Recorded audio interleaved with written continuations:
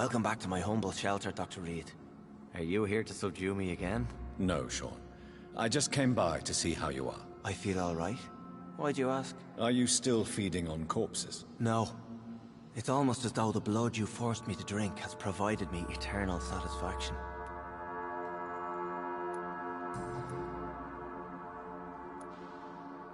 How is the sanitary situation in this part of town? I think it's acceptable.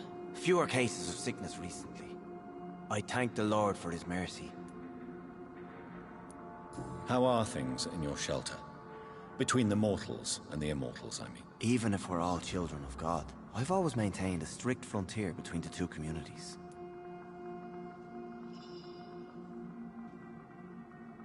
What do you fear? A few years ago, a Skal decided to pay a nocturnal visit to my sleeping customers. He got caught licking their necks in the dark. Since then, I have added a lock to the door. What if food became scarce? Wouldn't the immortals in your flock be tempted to feed on the living? Wouldn't you? The Skals can feed on the dead, Doctor. And until Judgment Day, mortals will continue dying.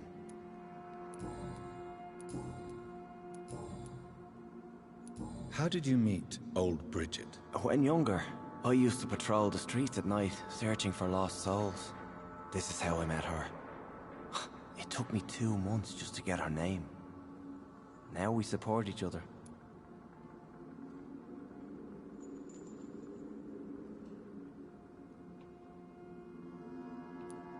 Had you already visited their hideout in the sewers? Just once, and very briefly. Most of them are very discreet, and they see me as an outsider, even if I protect them. You really are a saint, Sean. Oh, no, sir, I'm not. But I know evil, and I believe goodwill and tenacity can make this world a better place.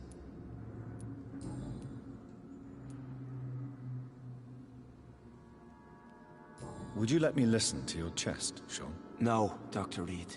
You already forced me to drink your blood, and I thank you for that, for I feel better now. But it was quite an unpleasant experience. It would help me greatly if you would allow me to give you a physical examination. I said no. I'm no subject of medical examination, and I intend only to obey and to kneel before God.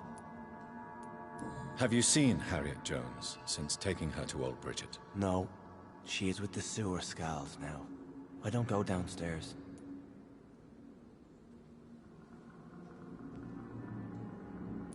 What happened at the Pembroke? I guess we recognized each other. As Skals, I mean. She had but one thought. To punish. To get revenge upon everything and everyone. I realized I had to bring her here quickly. But why did she fake her own death? There was so much blood in her room. She attacked patients, too. I just lost her for a minute that night. When I found her, she had caused mayhem across the hospital. I slapped some sense into her, and we fled before getting caught. What happened then? We ran here through narrow streets and backyards. She kept saying that someone was talking to her in the dark, offering to avenge her. But I saw nobody. Farewell, Sean. Take good care of your flock, and of yourself.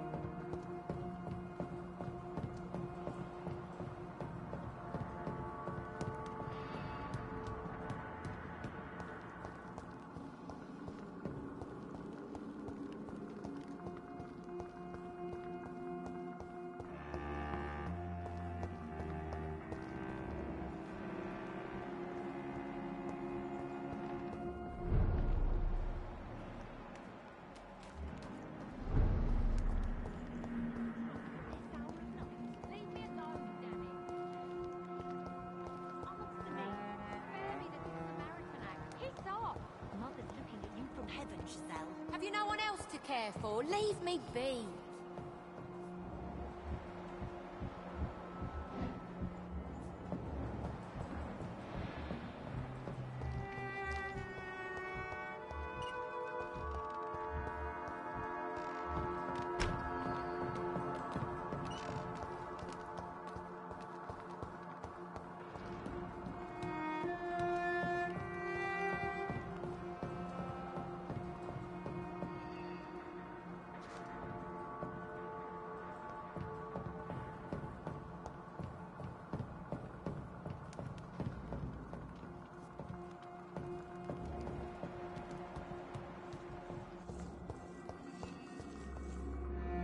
Glad to see you again, Mr. Reed. Do you have recent news of Hampton's shelter? Are you worried about the sanitary situation in London? There are rumours of infected people turned mad by the fever and roaming the streets, attacking everyone they see. Is it true? As long as you stay away from the streets, you should be all right. I hope you're right, Dr. Reed. We feel kind of left alone around here.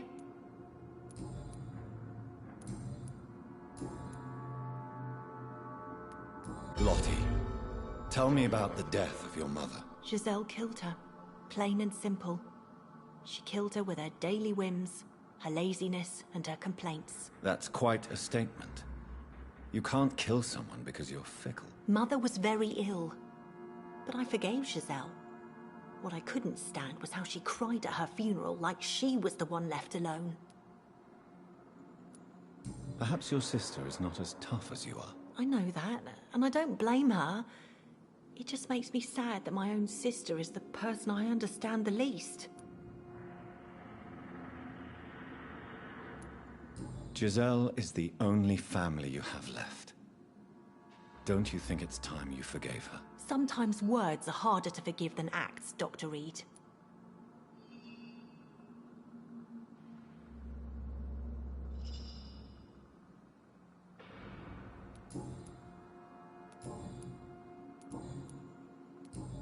Goodbye, Miss Paxton.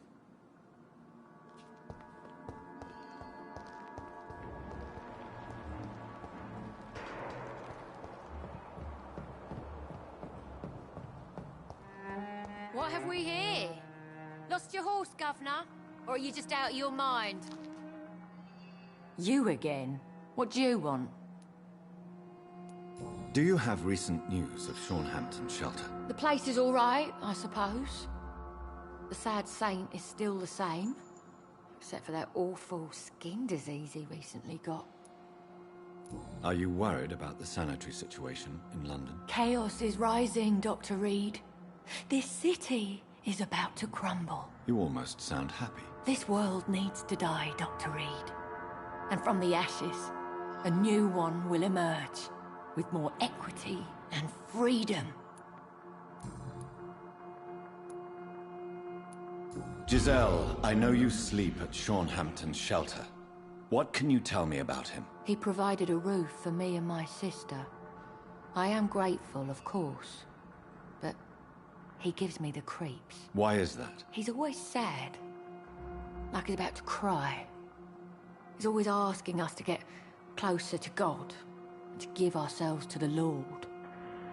Creepy.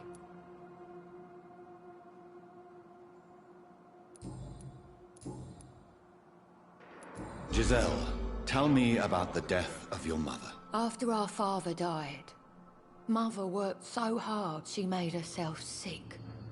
We spent all the money we had on useless drugs and doctors. It was hell. Hell? What do you mean? The three of us were exhausted and desperate. And when I'm desperate, I tend to get angry. And I'm hard to live with. Lottie said I killed Mother.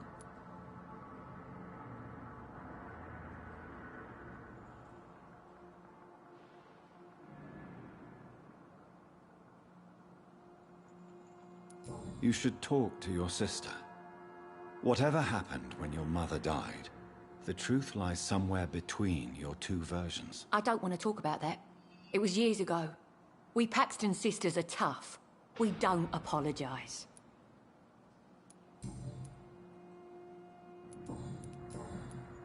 Well, I'll leave you for now. Goodbye, Miss Paxton. What have we here? Lost your horse, Governor? Or are you just out of your mind?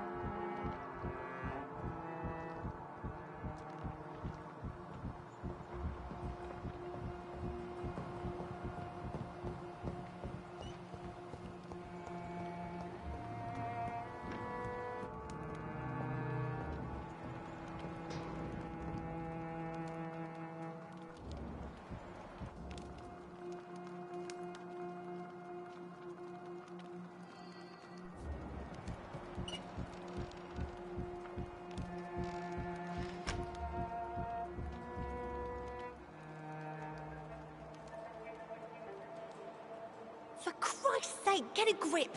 Look at yourself. It's quite hard to do without a mirror. Can I borrow yours? Oh, wait. We don't have a house. Yes, we're poor, but there is work to do. Honest money waiting to be earned. I had honest work before I was fired by those fascist pigs, remember? So let me drink in peace. You were fired for the bottle, not for your political opinions. When will you realise that?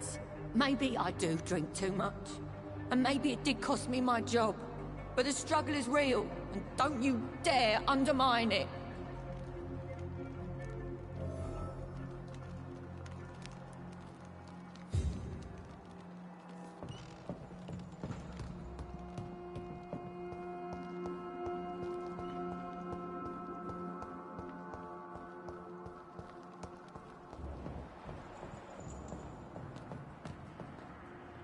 Glad to see you again, Mr. Reed.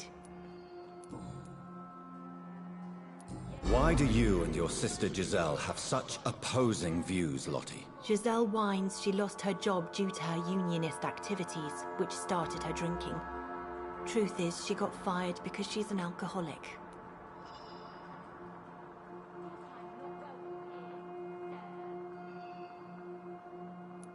Perhaps your sister's addiction to alcohol is the result of her despair, but not the cause. Perhaps you're right. But I'm tired of her playing the outraged and martyred social fighter while I earn money for both of us. Don't you think she wants to get better? I believe she knows her alcoholism is a worry to me.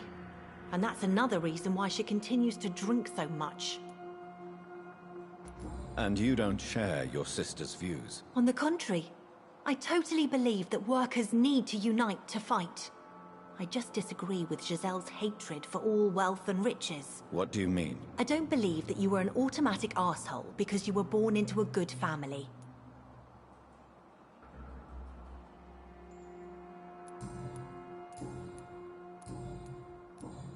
Goodbye, Miss Paxton. What have we here? Lost your horse, Governor? Or are you just out... You again? What do you want?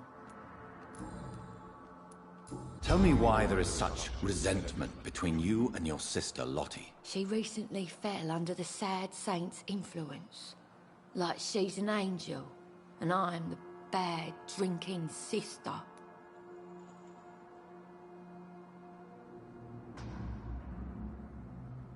Lottie sees herself as an angel. What do you mean? These days, Lottie feels compelled to help people and follow Sean Hampton's example. What does that make me look like? It sounds like you may be jealous of your sister. Of course I am. It's me who fought for our family. It's me who got fired because I led these strikes. And now I'm the bad seed, and she's the good angel. Why would you be the bad sister? I'm not a bad woman, you know. I'm tough. I get things done. But I have this rage. It makes me do things. What kind of things? I don't know, Dr. Reed. It's like, since I can't change this world, I'd rather destroy myself before the world destroys me. Well, I'll leave you for now. Goodbye, Miss Paxton. Yeah, people are still working at this time, while you're lot slurping soup before bed.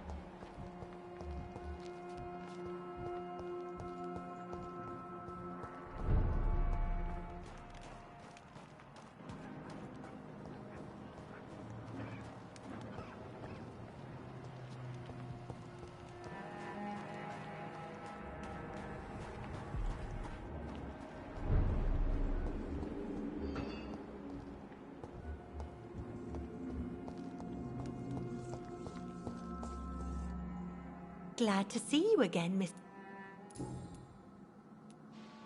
Lottie, your sister told me you are helping Sean Hampton's charities. Why are you so discreet about it? I am just trying to do my best. Mr. Hampton deserves our support. These are bad times. We should all help each other.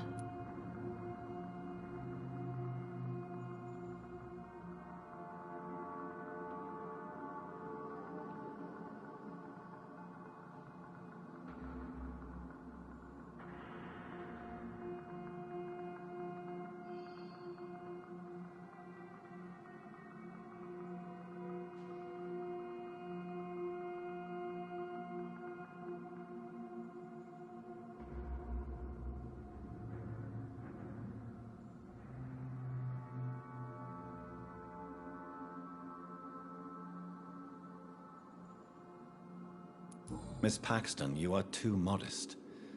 Perhaps it's the mark of a truly benevolent soul. I'm no saint, believe me. But thank you, Dr. Reed.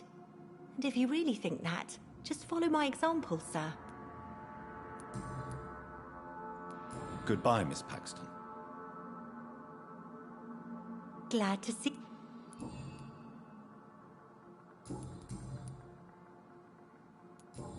Goodbye, Miss Paxton.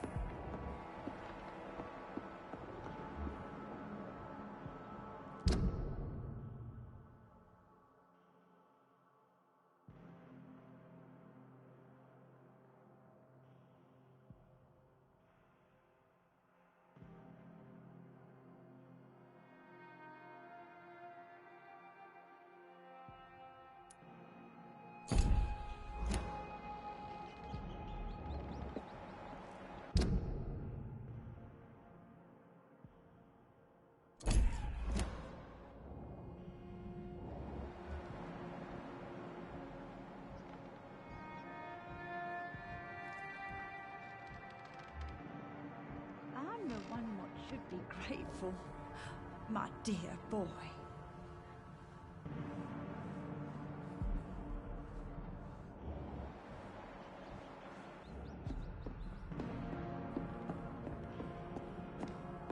I haven't seen young Sean around for a while.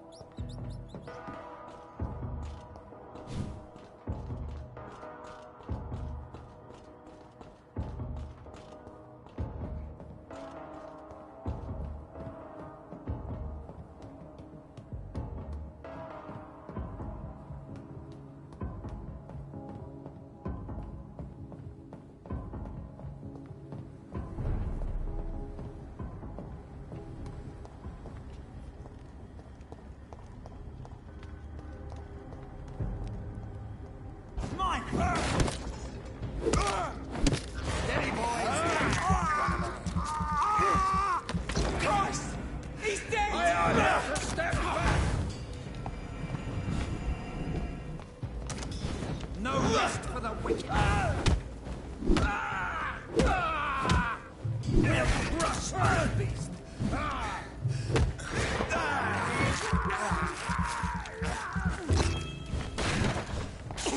I got the no. No! Cover!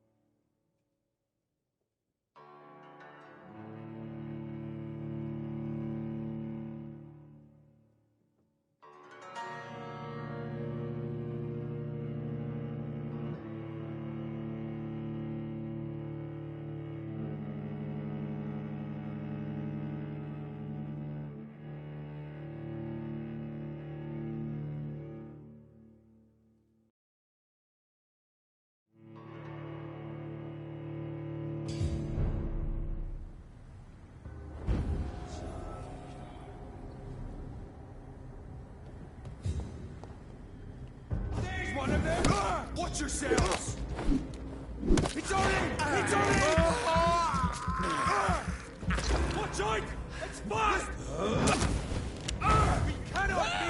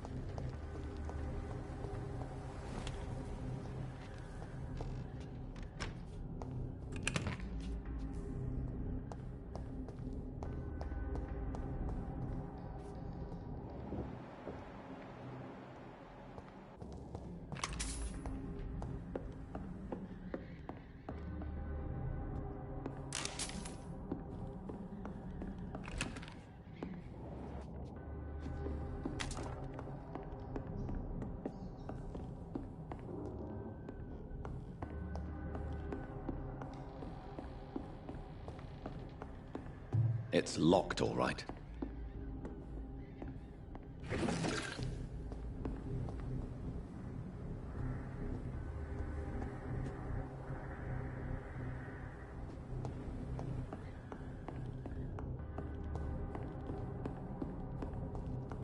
I cannot enter.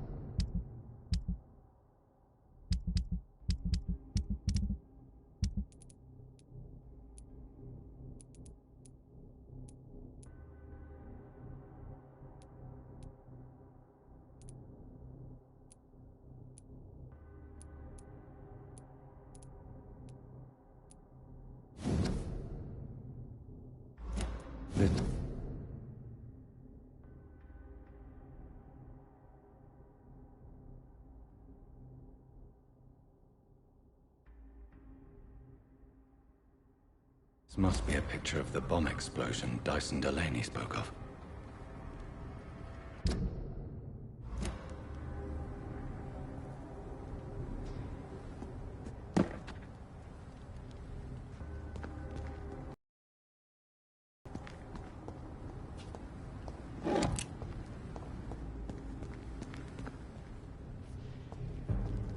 Better go home, sir.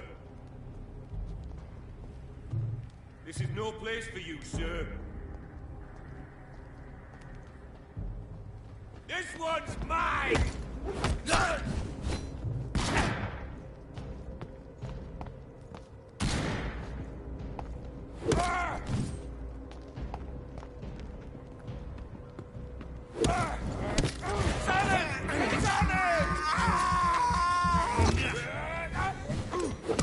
I'll take its head!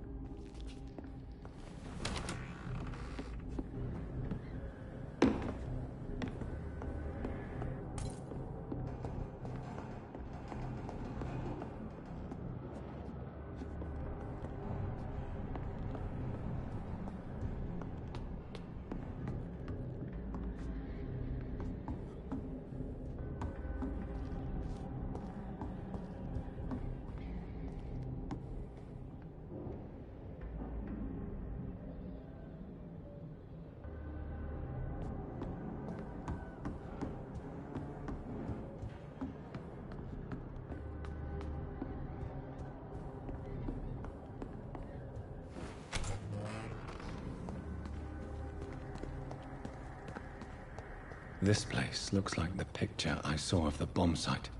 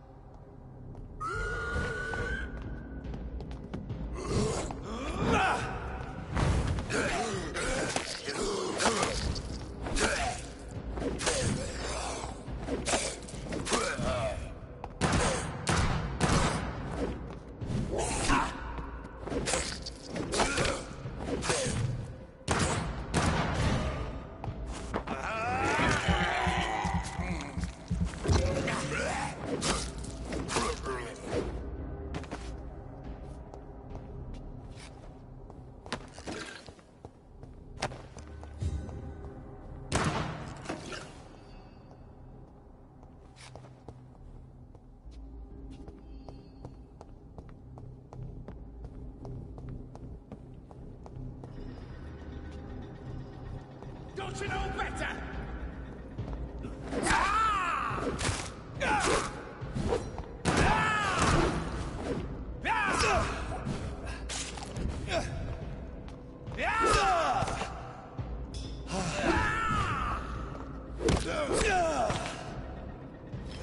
Your prey is mine now!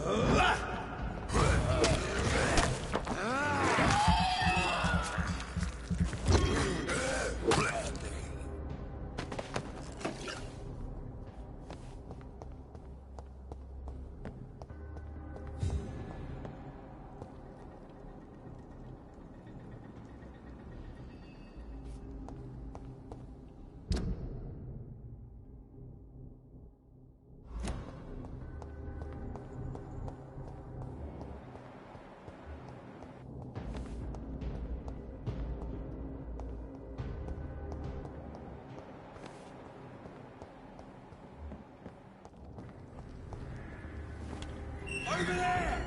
There's one of them vermin! Watch it! It's a killer!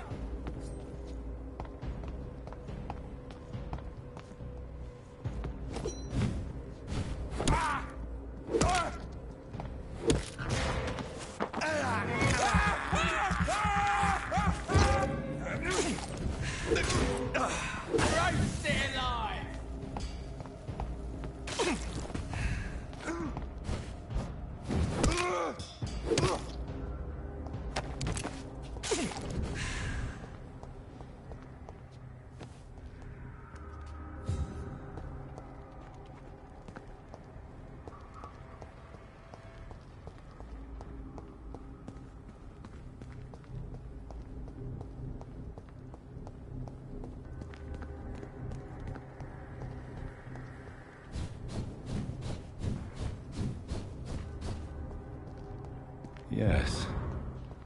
The place has changed since the explosion, but it was definitely here. I should find some way to pay my respects. May all who suffered from this tragedy find or rest in peace.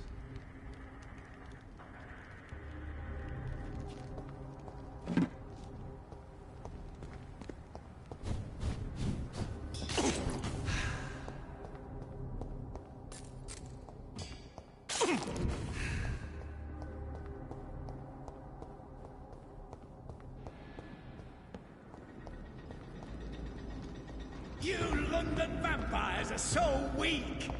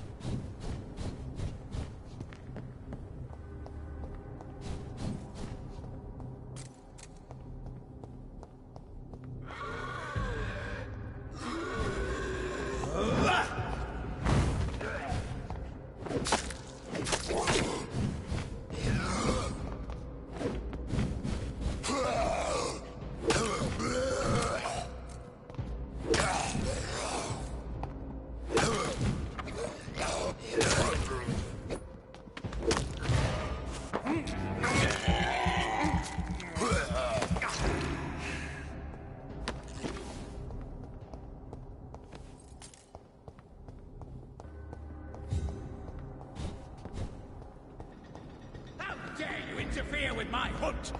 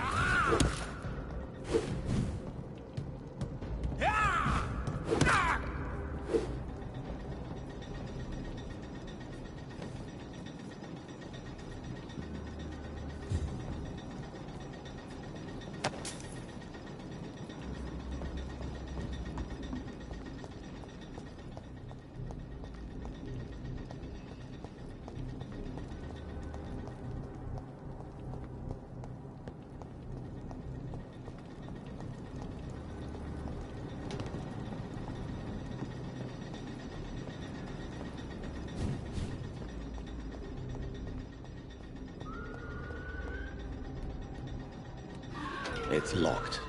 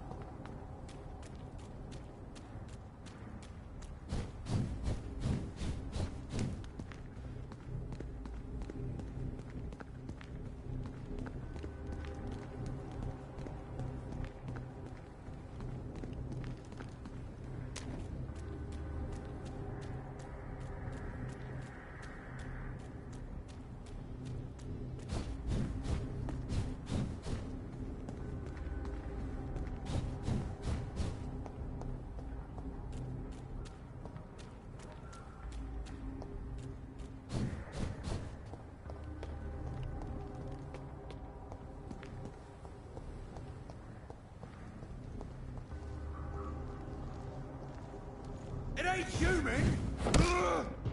Get their weapons ready! He's done for!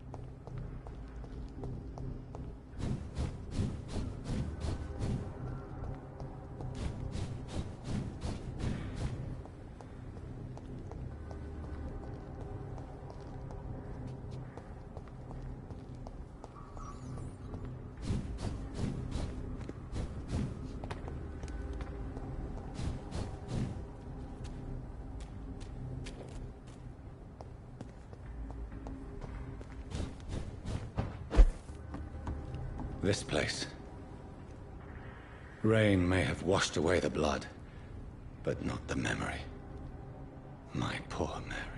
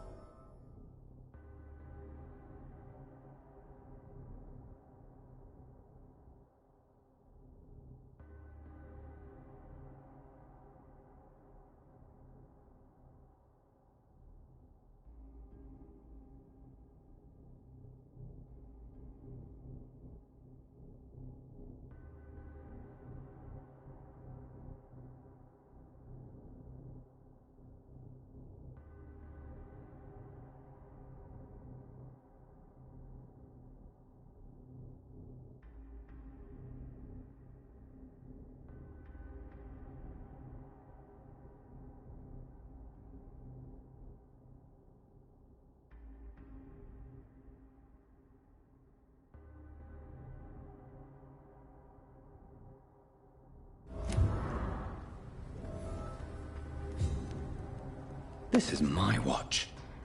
Damn grave robbers.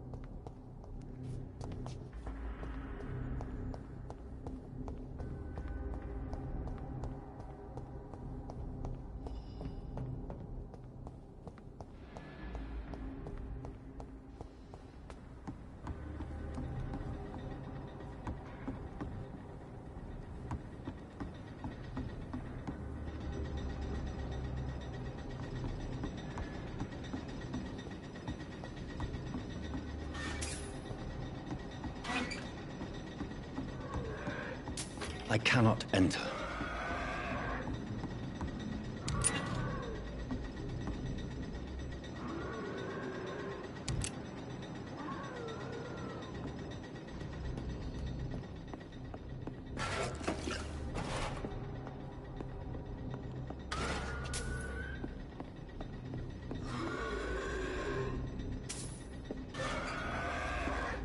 It's locked, all right.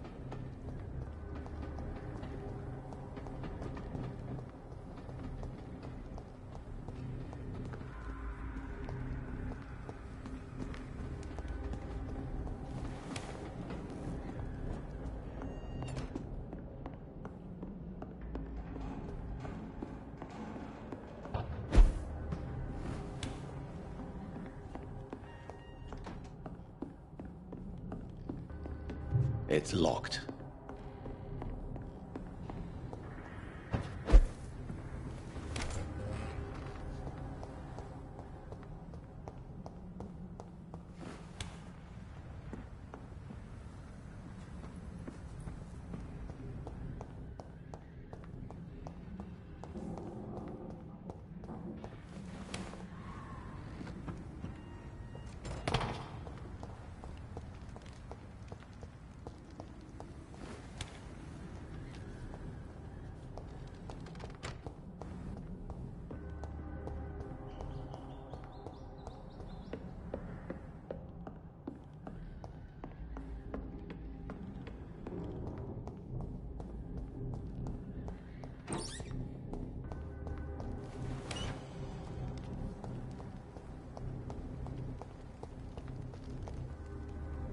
Over there! There's one of them vermin! Breathing so well! Lord, give us...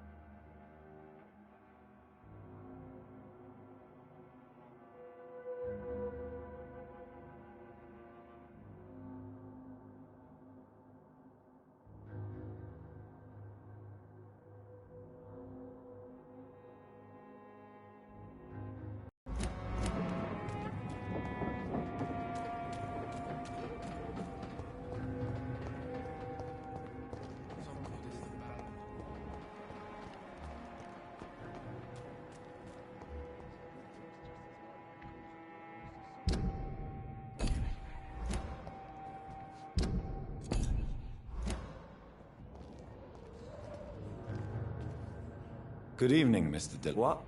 Oh.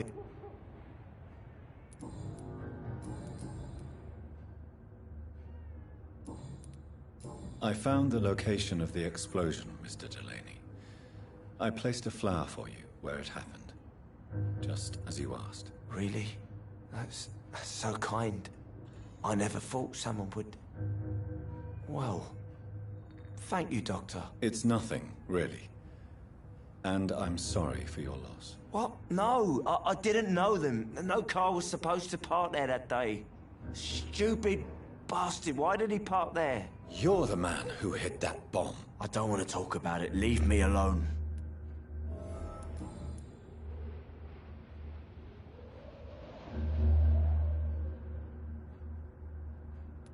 I sense your guilt, Dyson.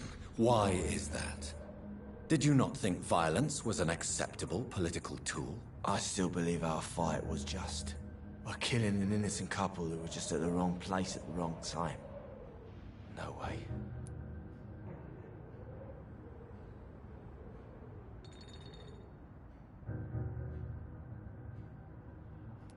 That bomb also killed you that day, don't you see?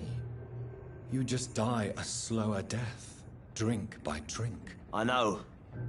Maybe I deserve judgment. Until that day, I'll just be Dyson the drunk, not Dyson the murderer. I want you to remember the bomb, Dyson. Tell me about it. No. I don't want to remember it.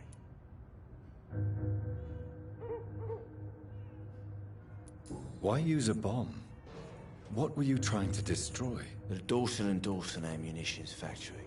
A symbol of violence against the people. My group wanted to destroy it to send a message.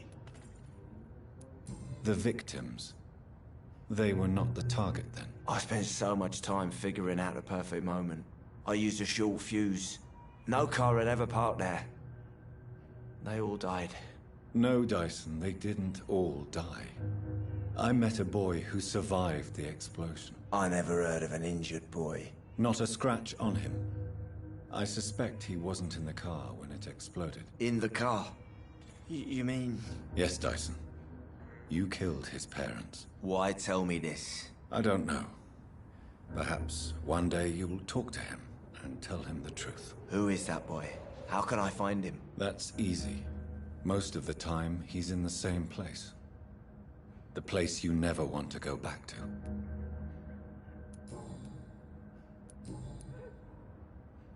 Goodbye, Mr. Delaney.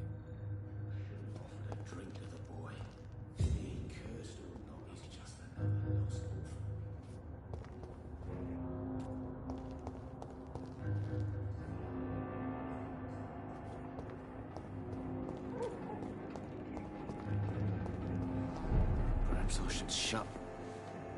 Welcome. Goodbye, Mr. Watts. I should have offered a drink to the boy.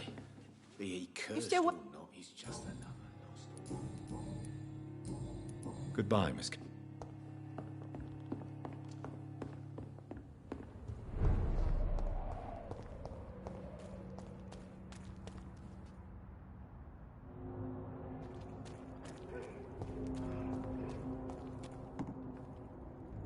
You again.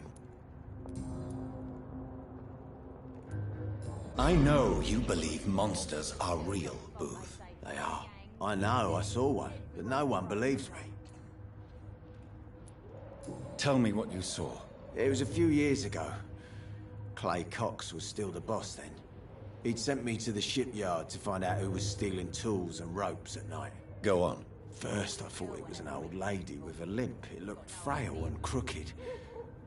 Then I saw it grab a bloody beam and lift it like it was a stick. I shouted.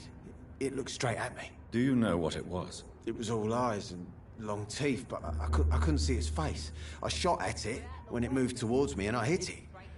And then it jumped and vanished in the shadows. You could have imagined all that. These docks can be so gloomy at night. With the fog and the wind and the boats creaking. No, Doctor. That night I saw the fucking sewer dog for real. It's not a beast like the stories say. It's the ghost of an old woman. Bullets can't stop it. But no one believes me. Are your friends mocking you? Even Edwina told me once to never speak about it, but I know what I saw. And it wasn't a human. Not human at all.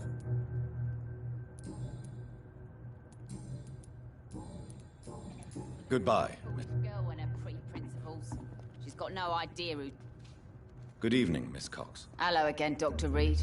What do you want?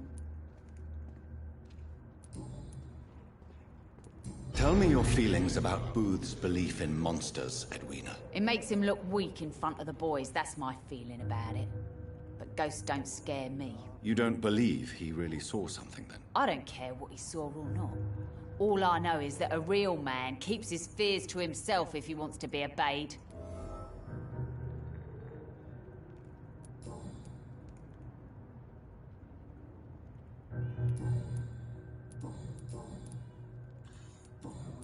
Are you worried about the sanitary... The bodies are piling up. I managed to reach the mass grave in Southwark. It was not pleasant. Spare me the details, Dr. Reed. All I want to know is what happened to those bastards who owed me money.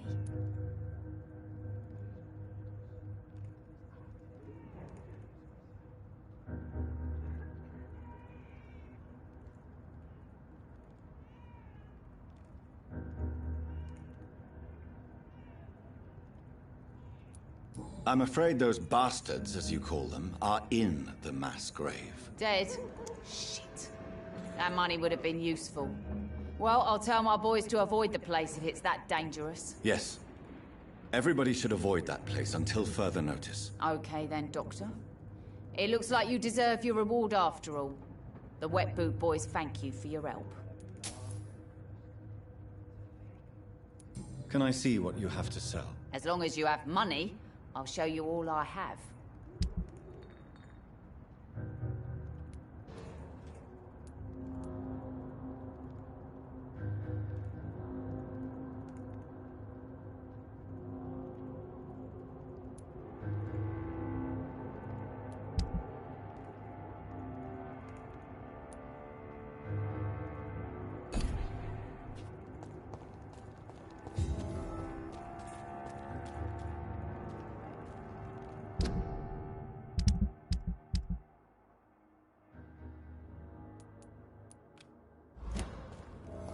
Without the Wet Boots keeping things...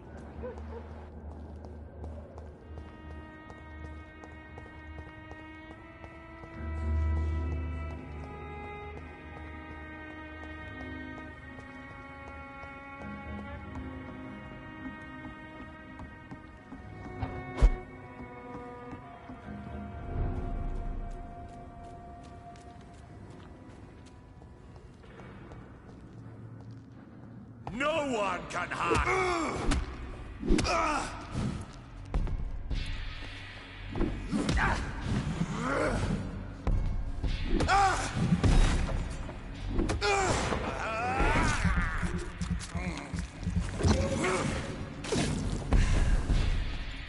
Give me!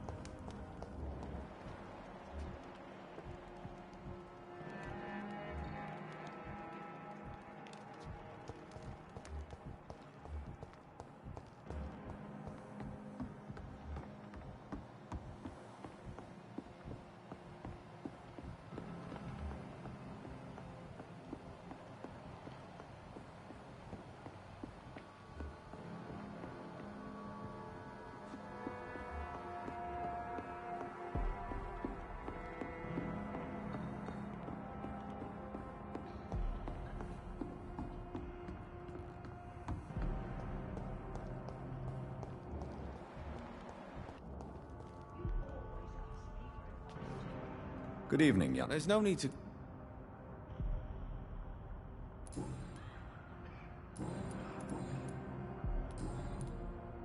Goodbye. I'm the one what should be grateful, my dear boy. Good evening, Miss Gillingham. May I... Of course.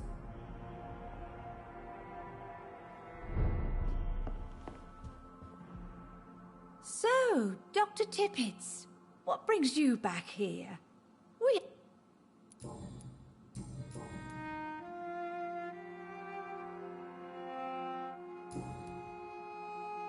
Have you... I've never heard that name. Are you... Too much noise. I found this watch. It was a gift from you to your boy, wasn't it? I think it should return to you now. Oh, I remember. Yes, I recall the day I offered Jack this watch. Oh, it was such a beautiful day. Thank you, sir. Trinkets and possessions help us remember our past. Promise me you'll not lose it. I would never lose anything that belonged to Jack. Why don't you take this? Dr. Tippets? Please, for your charity.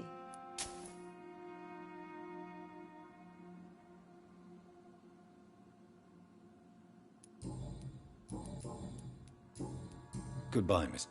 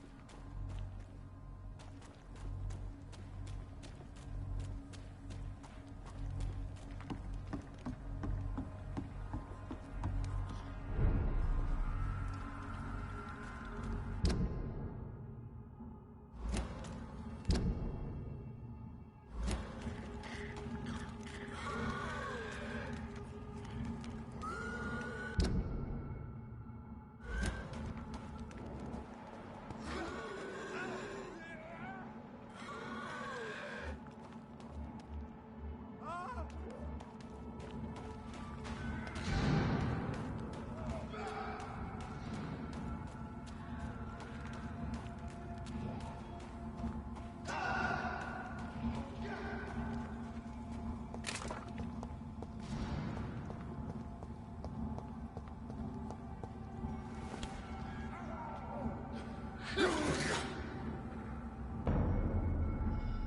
around, sir. Don't come closer!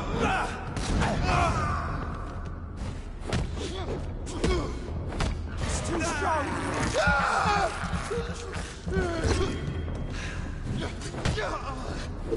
Christ! He's dead!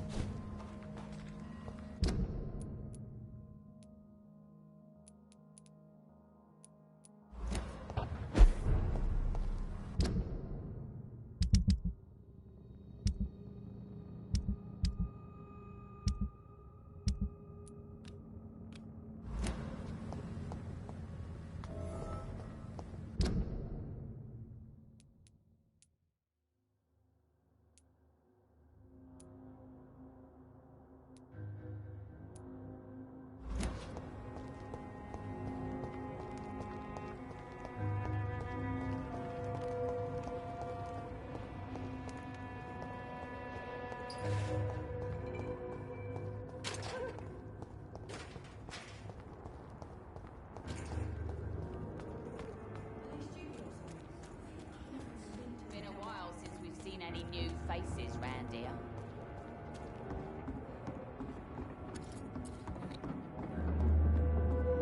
Poor had me laughing at first.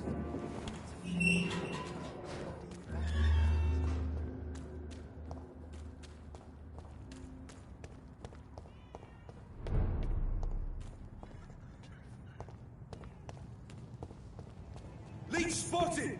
Watch out for them! There's one of them! Watch yourselves! No! Oh, that's all the fun!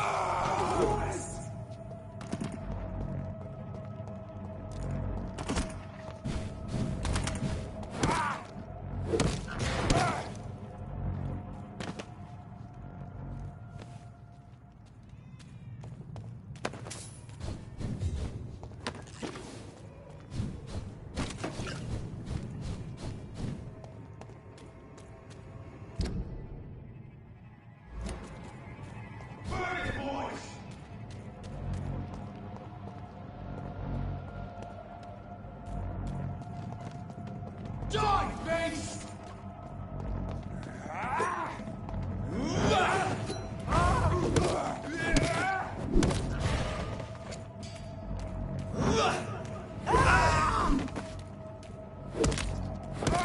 Killing's all you deserve! That leaves us fast! Fuck, he's dead! Take his head! I hate leeches!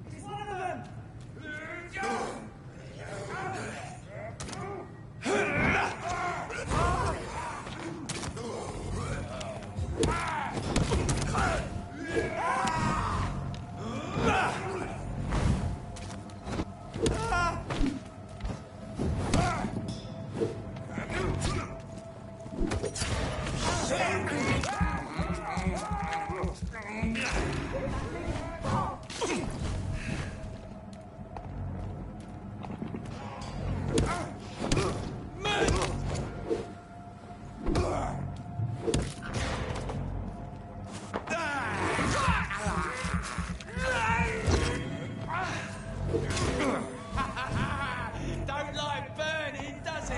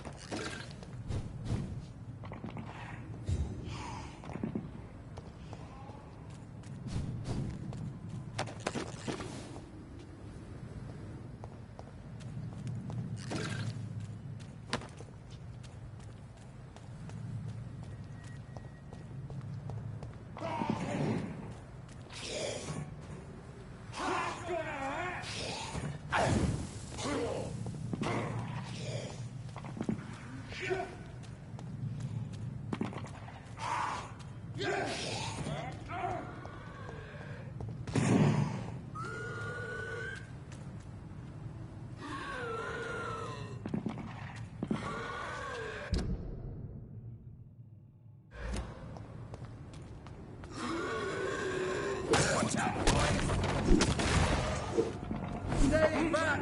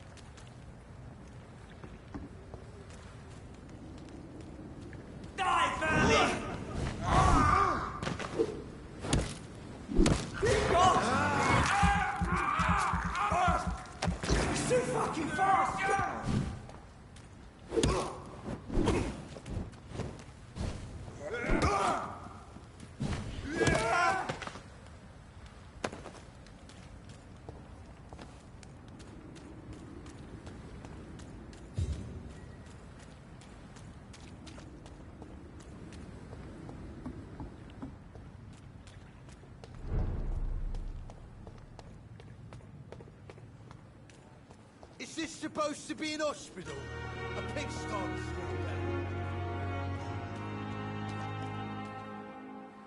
that. Hey! I'll leave you.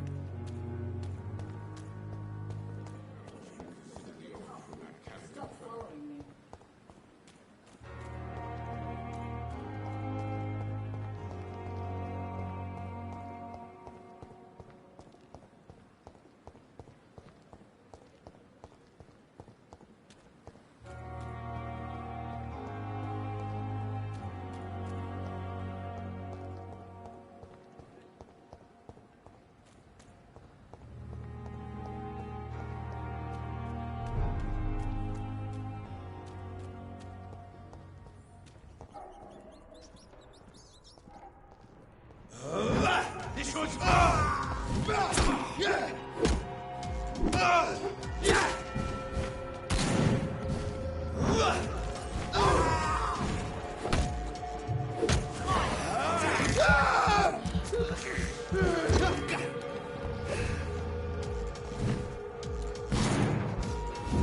Oh my God!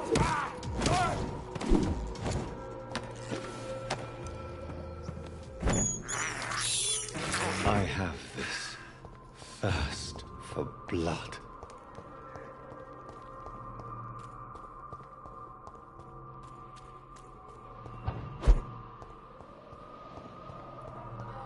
Die, vermin!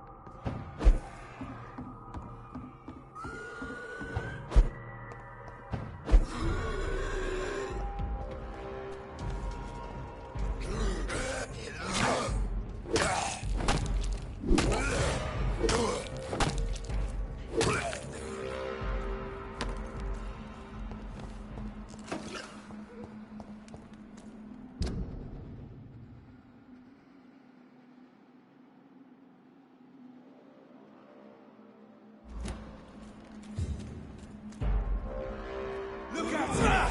Fist!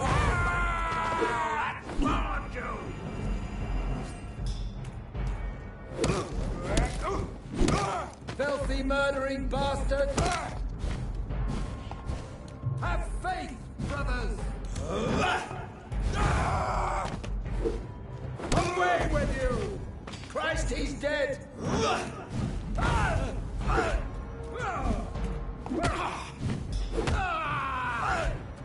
Sword, back to the shadows!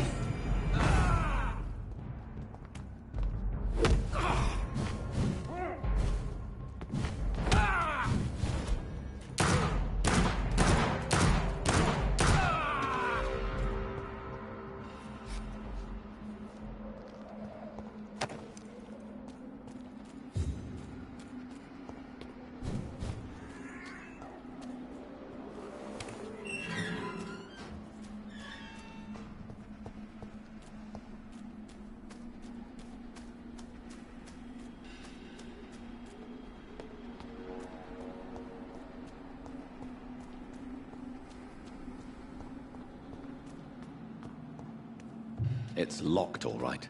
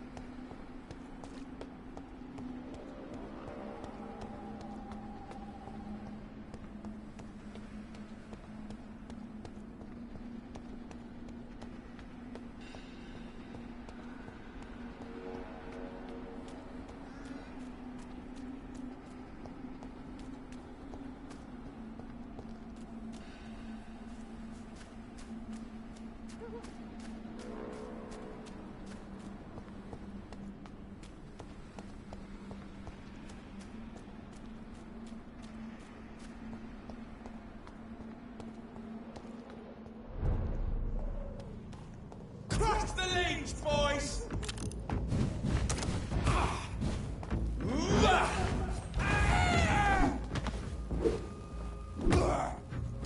Get them weapons ready! We found one! Oh, Christ!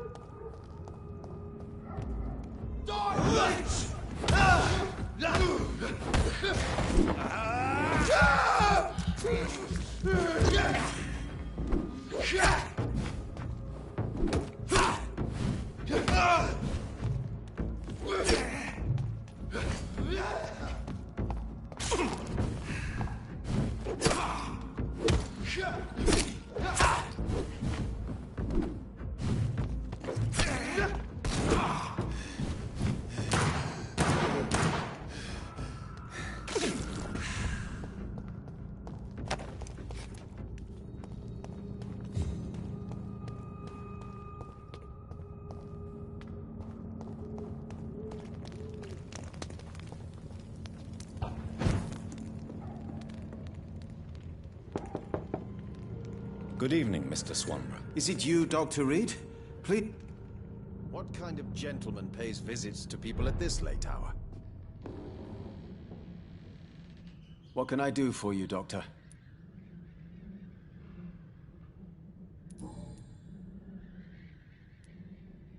Your sister seems to believe this miracle elixir business is somehow doing you good. Loretta believes that keeping busy is what I need to be happy. And is she wrong? My sister is wrong about almost everything.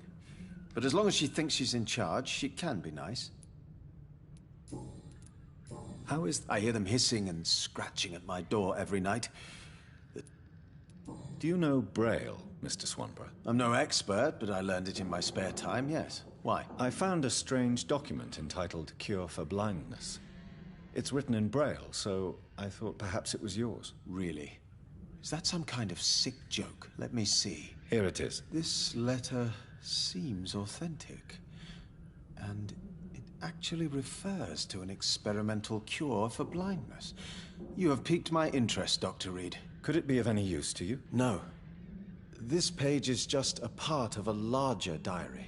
I'd be glad if you could find the other pages. Goodbye, Mr. Swanborough. I'll leave you now. Wandering in this part of town...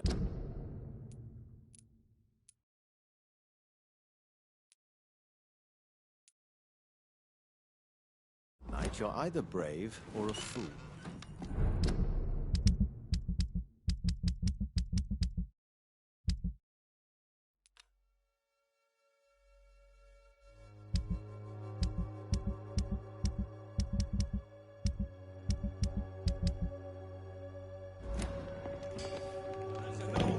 For me. Gotcha!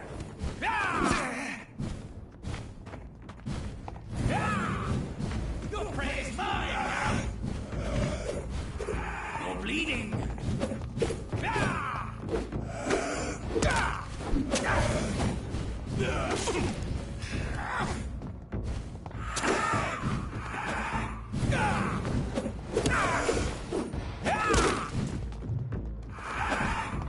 You're mine!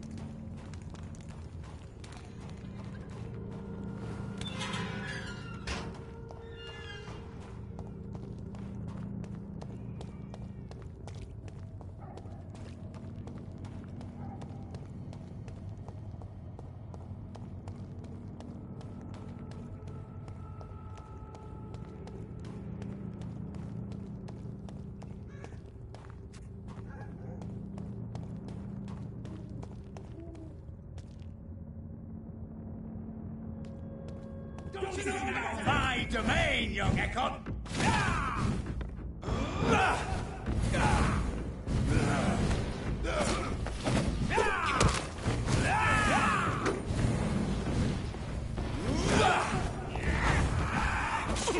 I'll send you! This is my territory! You have no style! You're bleeding!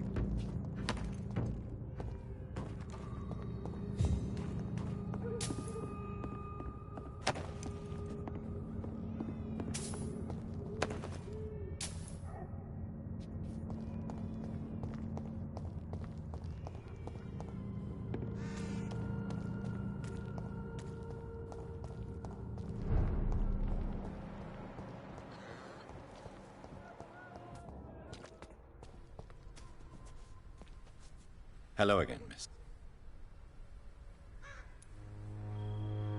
I know you understand. Very well.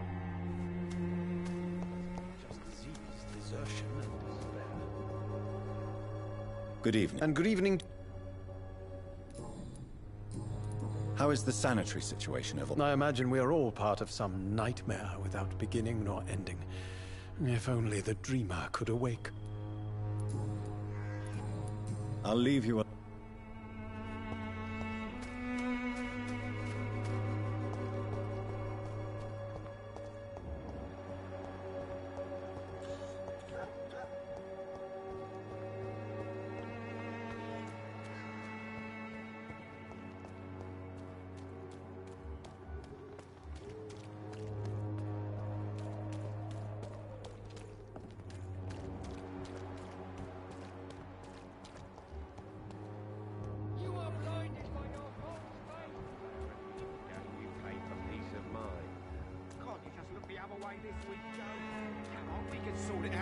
It's not my call, Barrett. you pay one way or another. Please, Joe.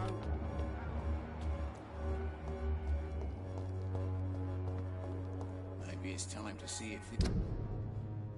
stick.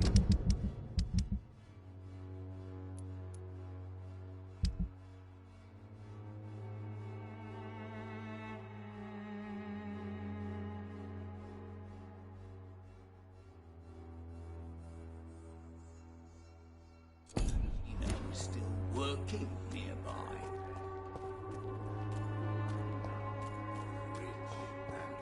This district seems to get uglier every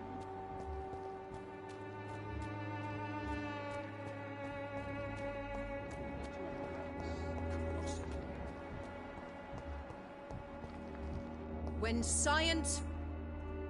Good evening. How is the When people buy guns instead of medication. Goodbye, Mid.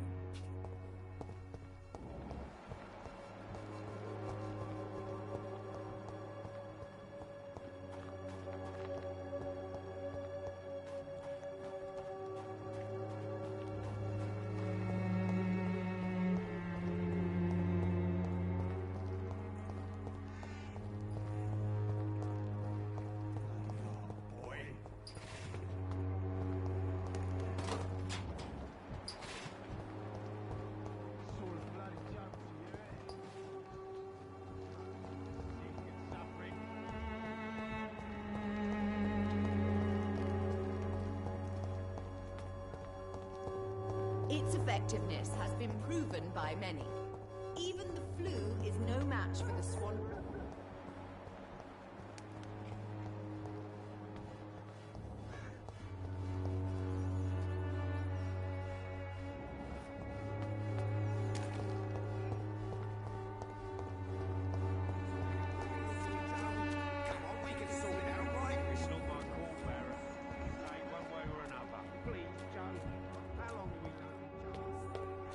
You are blinded by your false faith.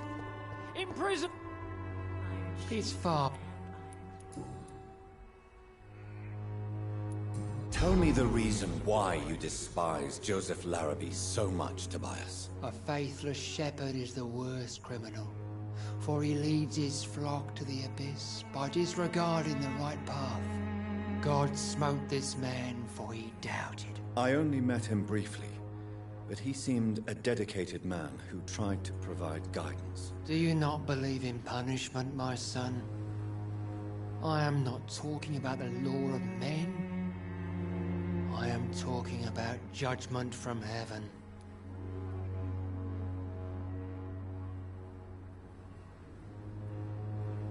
I believe that we are, as men, our own judges, juries, and executioners. Armageddon is upon us, Dr. Reed. The final battle where every soul will be weighed. I'm afraid yours will burn for a long time. I have heard enough for tonight. Goodbye.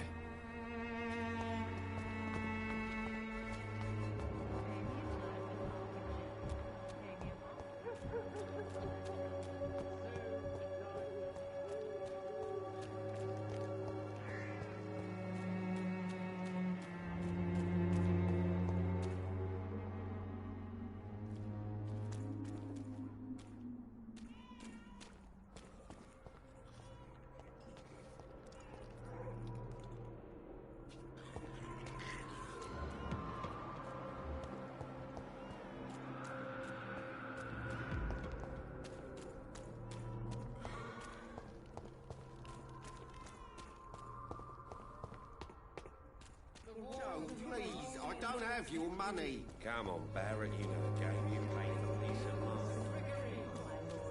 Would you like me to revive you? Good evening. Change. Goodbye, Mitt.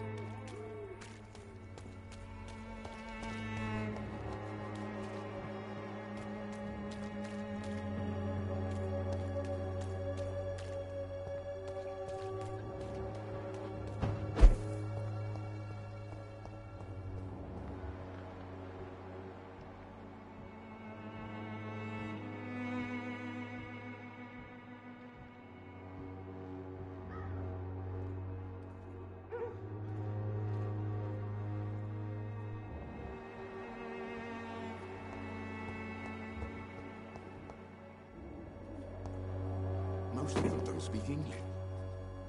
Good evening. Goodbye.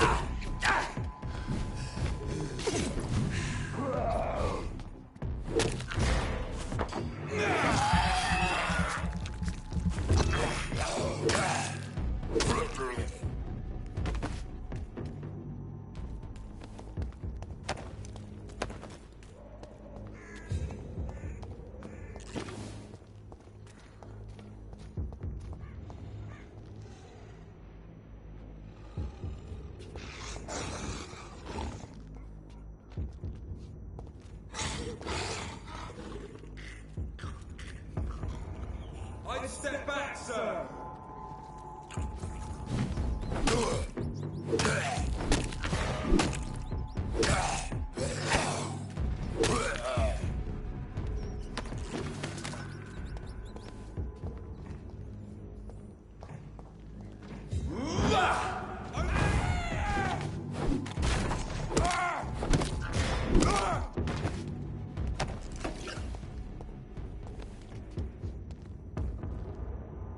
Step away, sir.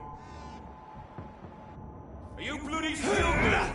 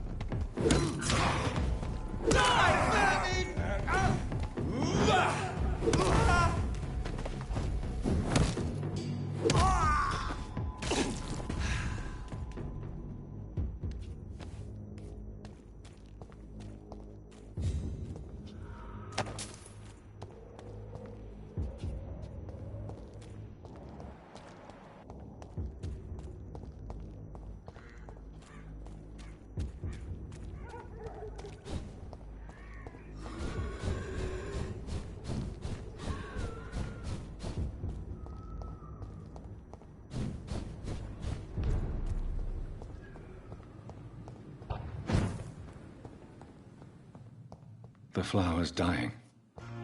It needs water.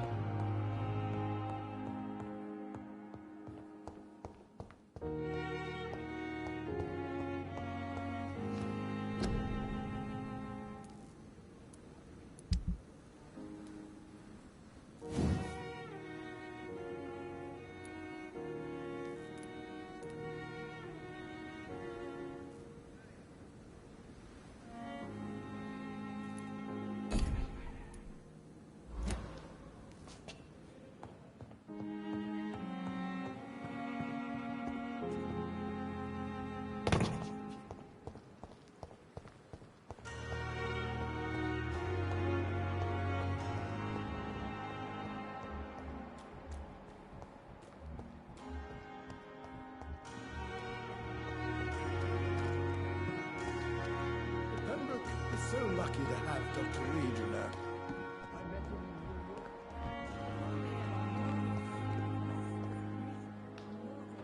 Good evening, Milk. Good evening, Doc. I'd like... Wise choice, Doctor.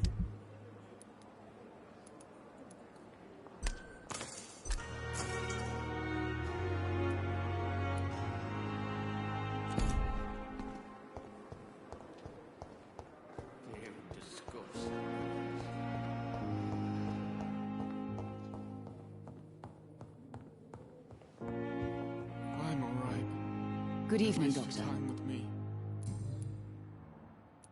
I've read your son's medical report, Beatrice. It's not the flu or anything life-threatening. What has you so worried? He was at death's door when he was brought here. I just want him to be better as soon as possible. He's not out of the woods yet, you know. He might need to stay here longer than expected. Take care of him then, Dr. Reed.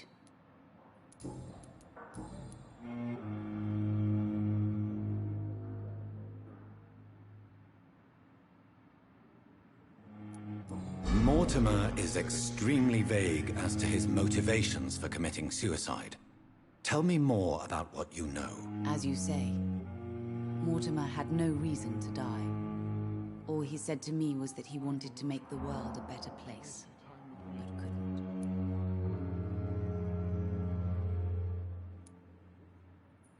What do you think he meant by making the world a better place? Mortimer has always been a sensitive soul. He wouldn't talk to anyone for months after his father passed. It's like he carries everyone's sadness with him. Why did your son feel so useless when facing the world? I think it was more that he could only see the melancholy facets of life. He couldn't help but dwell on such things.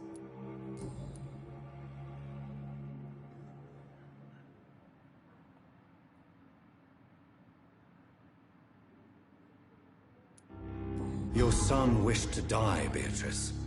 Why did you hide such crucial information? Are you not aware suicide is a crime? Mortimer could be thrown in jail. I can't let that happen. I won't. I understand you fear the legal consequences, Mrs. Goswick. But don't you realize your silence significantly affects your son's case? All my son needs is help and comprehension. Not judgment and punishment for what he may or may not have done. Goodbye, Mrs. Goswick. I will not let you down, my boy. Good evening, Doc. Good... This hospital seems to be falling apart. Good But in the circumstances, I'm willing to give you the benefit of the doubt. I have to go. Don't waste your time with Good me. evening.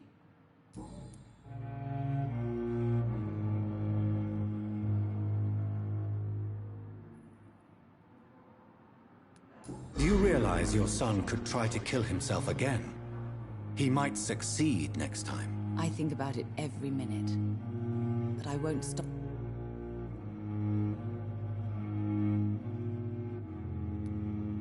You're right. Your son's death was not fatal.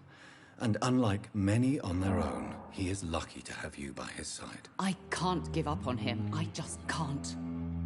I have conceded many times in my life, but giving up on my son is something I am incapable of.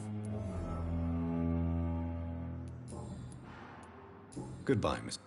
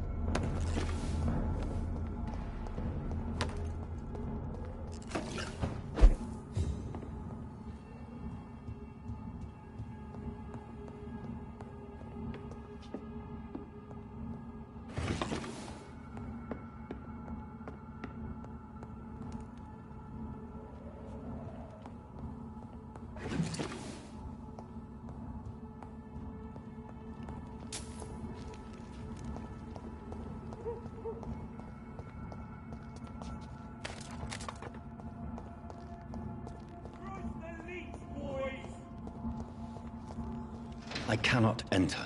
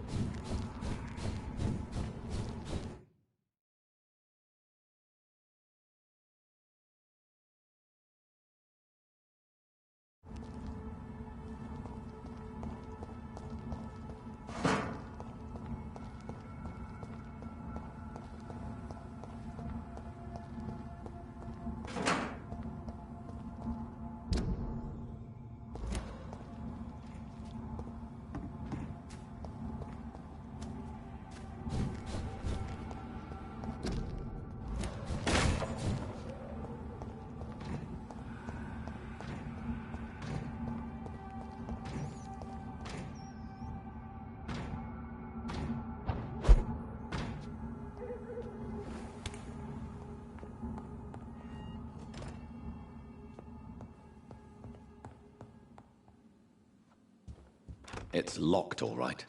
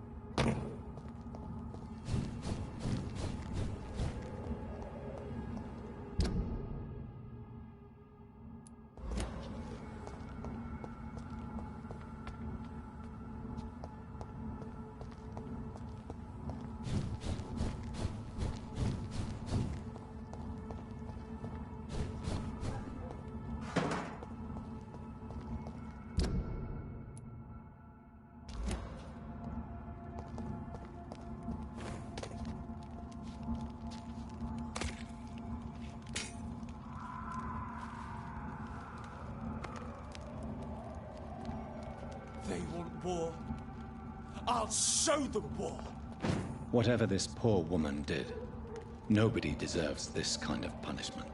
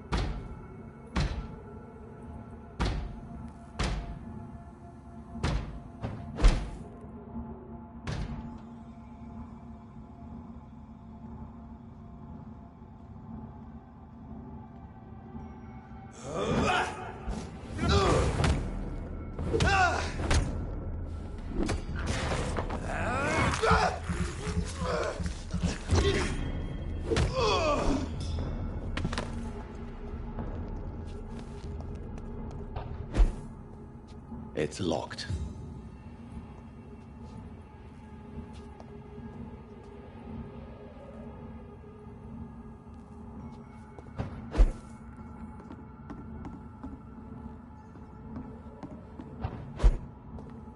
It's locked, all right.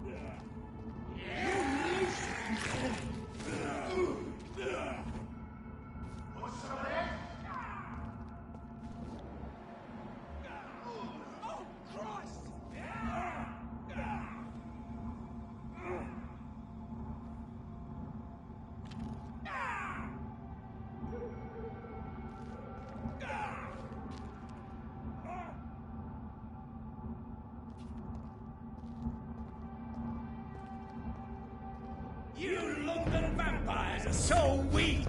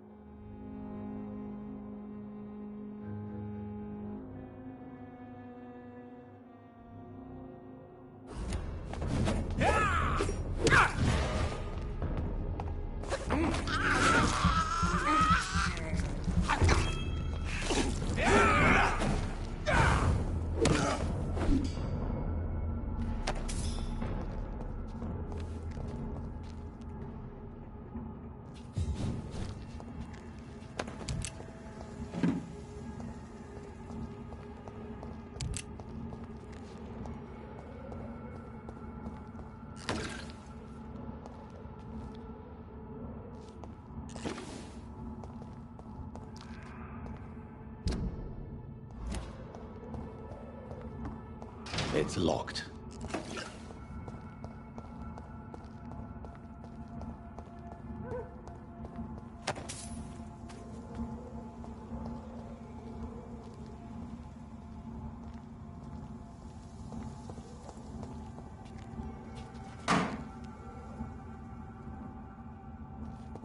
So this is where she lives. What a splendid house.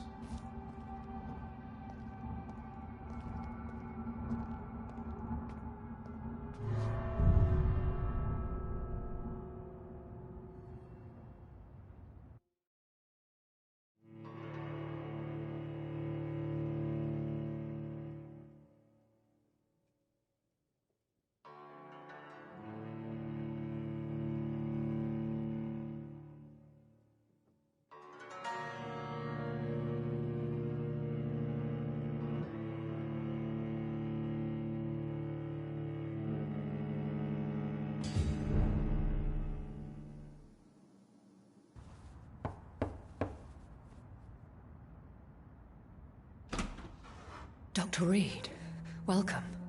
How are you? As good as one can be, considering the circumstances. Yes.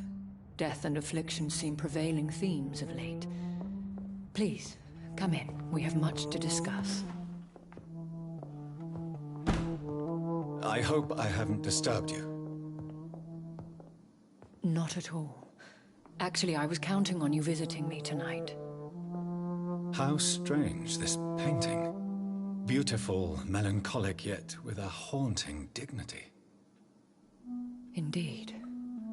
A long time ago, a friend asked me to paint this for him, but I kept it in the end. I did not know you were a painter, my lady. There are many things you do not know about me, young Ekon.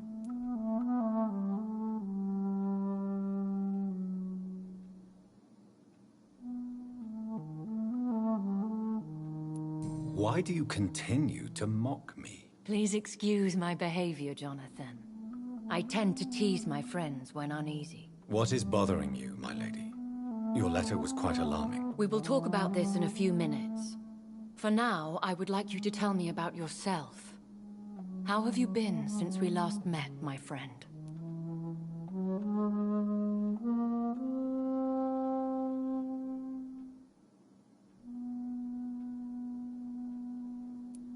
My sister Mary. She was made a vampire in the same way I was.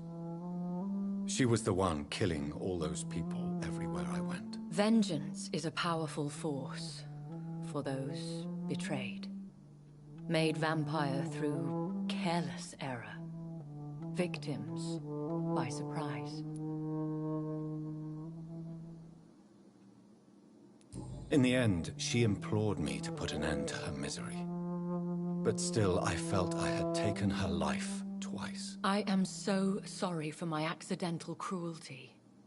Had I known your dear Mary was still alive, I would never have sent you to pray for her soul in that church. There is no need to apologize, my lady.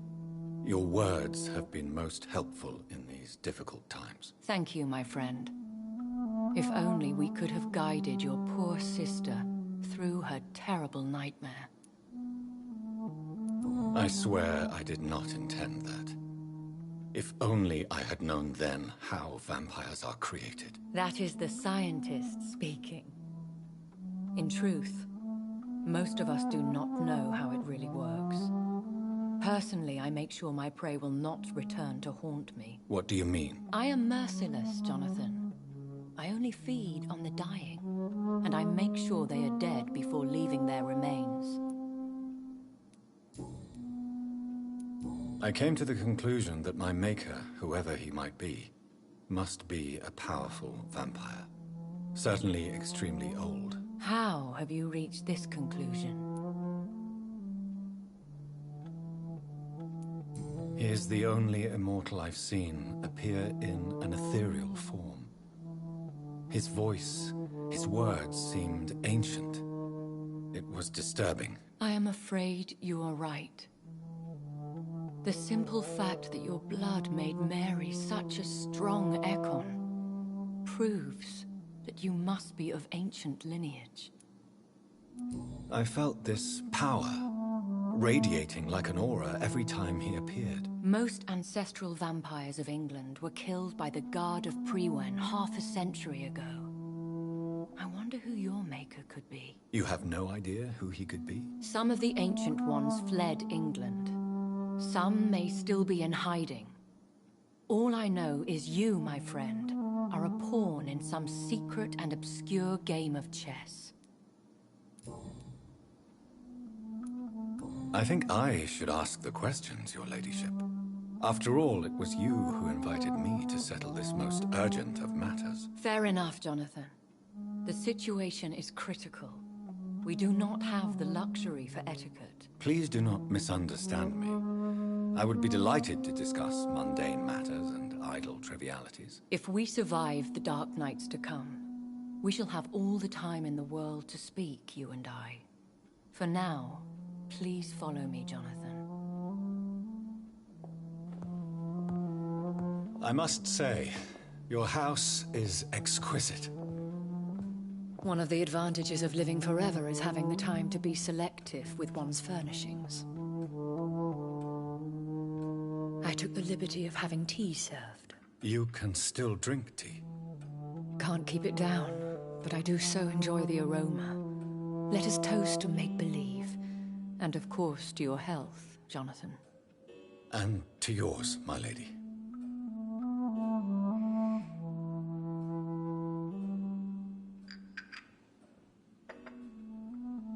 Please, call me Elizabeth.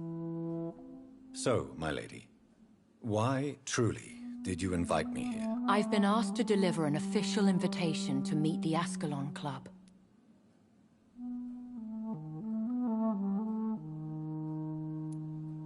Who are they? Really? They are the embodiment of vampire law in Britain. Some say they influence the destiny of the Empire. Some believe they merely protect it. How many are they? Only a small number of powerful and deceitful immortals. All of them entangled in a sticky web of shadow cabinets, influencing trade. Will they fight the guard of Priwen? I doubt it. Fergal was Lord Redgrave's executioner forever and a day. By defeating that beast, you deprived them of a powerful weapon. Why use you to contact me? Because they know we are close. The Ascalon Club has many spies. Their main occupation is gathering information and then deciding how to use it. Have they threatened you in any way? Not at all. Their message surprised me at first, but it is only logical, considering the critical situation in London. Why not ask for your help, since you are obviously a powerful and influential immortal yourself? You have to understand that I am invisible to the eyes of Ascalon, for I am a woman. That suits me well, as long as they leave me alone. Should I trust them? Of course not. Do not misunderstand me. They can be very useful, but I believe their long-term goals differ from yours. Why meet them then? Because nothing truly important can be achieved in this city without their consent. They could be powerful allies in this current situation. Should I lie to them? We all lie, Jonathan. It falls to you to choose your behavior.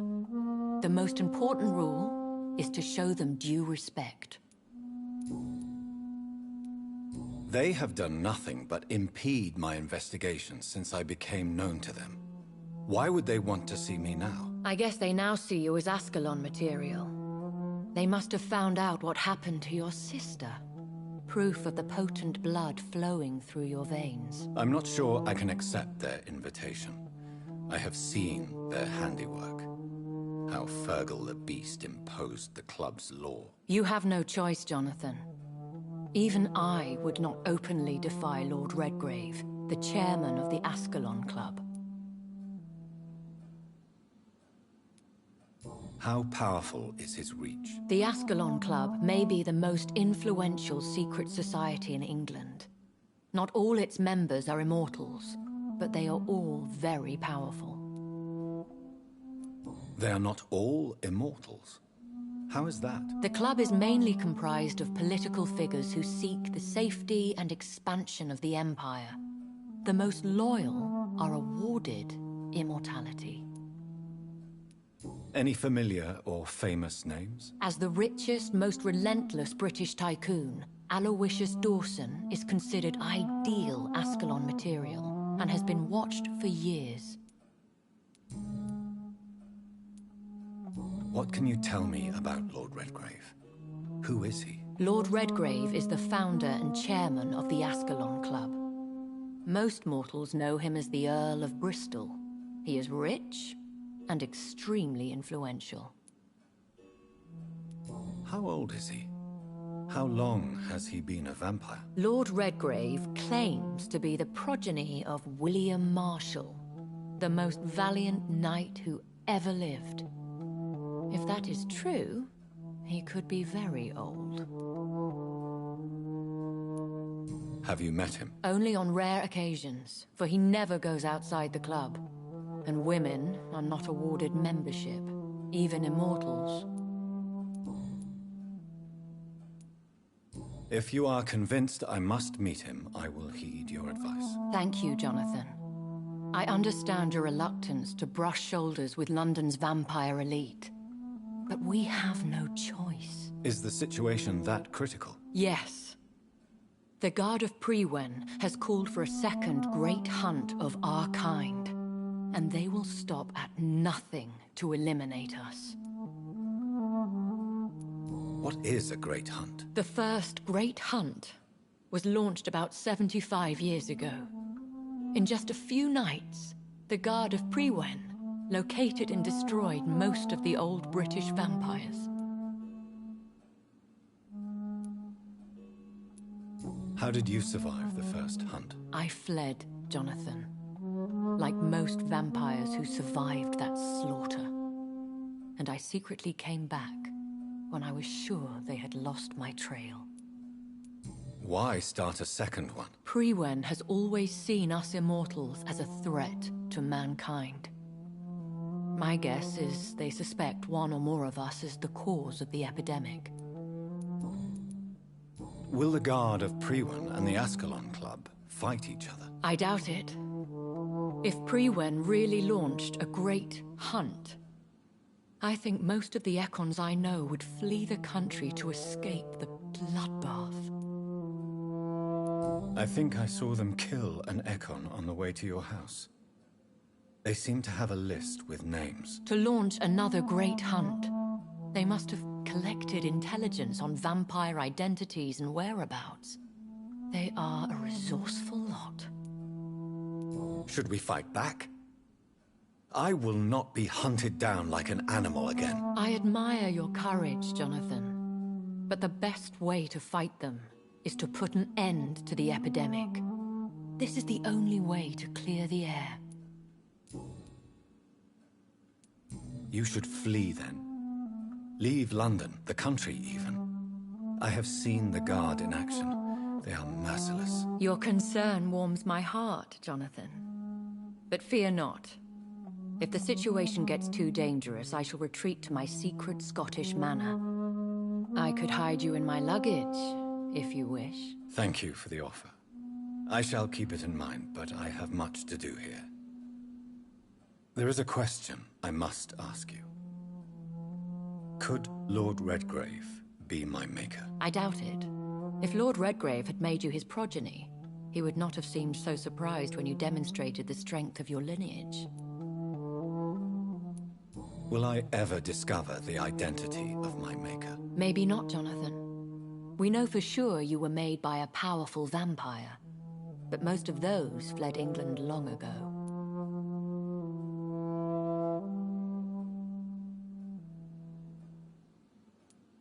Please forgive my bluntness, but I have to ask. Was it you? Did you make me? Oh, Jonathan. I know you shall always have a gnawing doubt about who made you an immortal. But I swear, I had nothing to do with it. You have no idea at all? You seem to know so many things about the secrets of the vampire underworld. Even if I had my suspicions, I would not dare give you a name so soon. All I can say is this.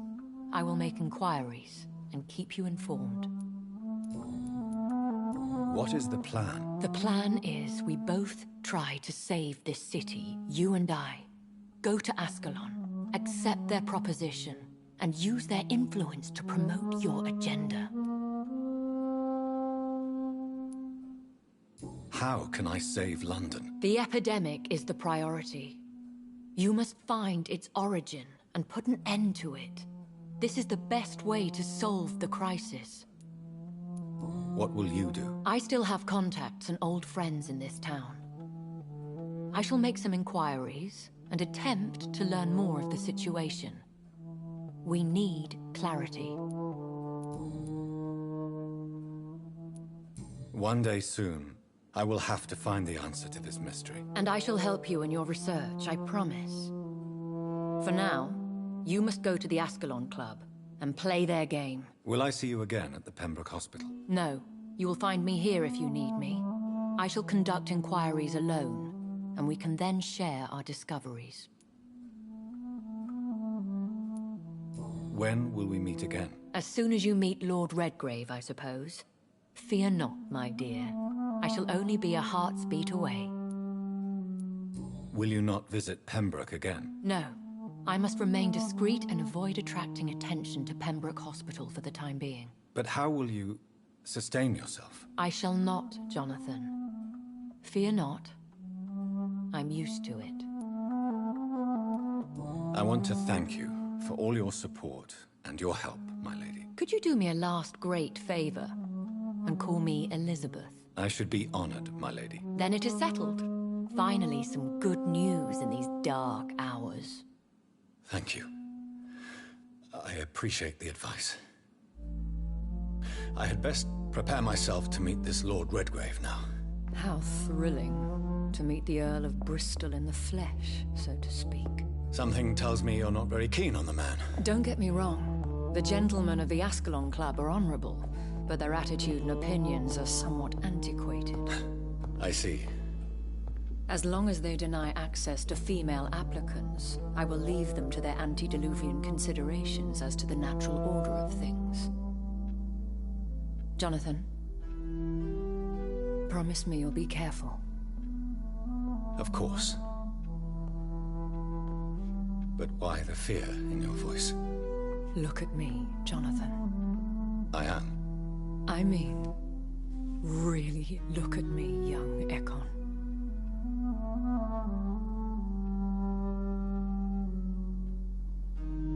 We may be deceptive by nature, but this heart of mine has always told the truth. Oh. Elizabeth. Go, my friend. But come back to me soon.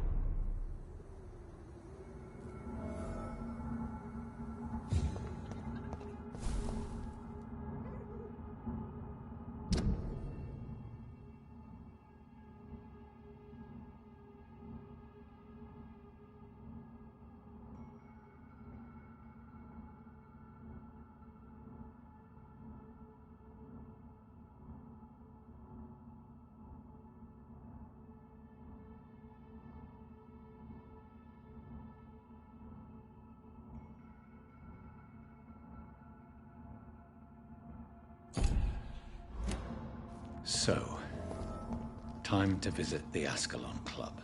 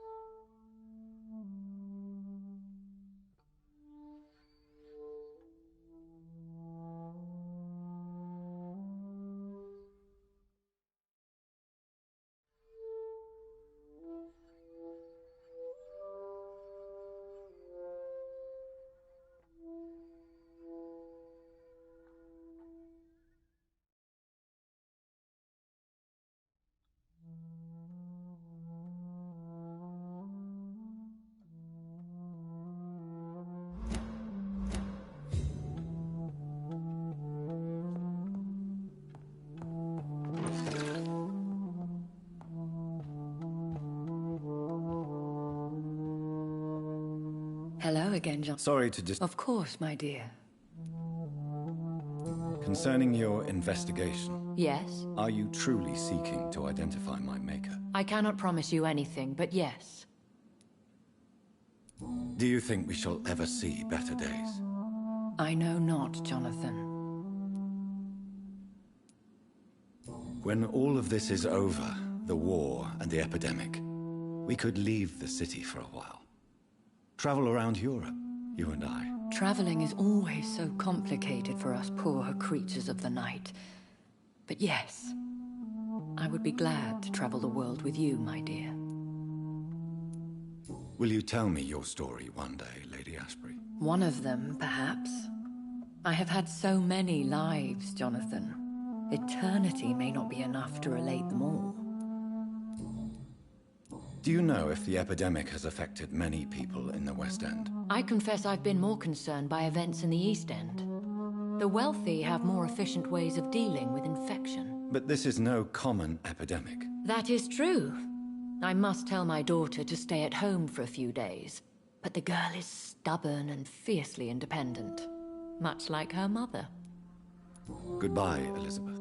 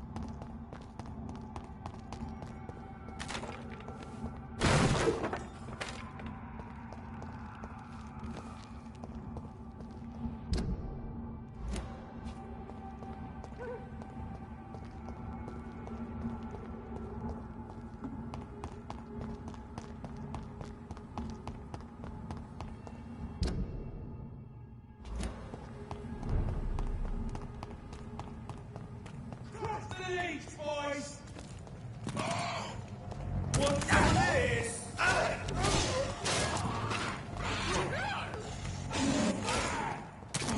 Die, beast!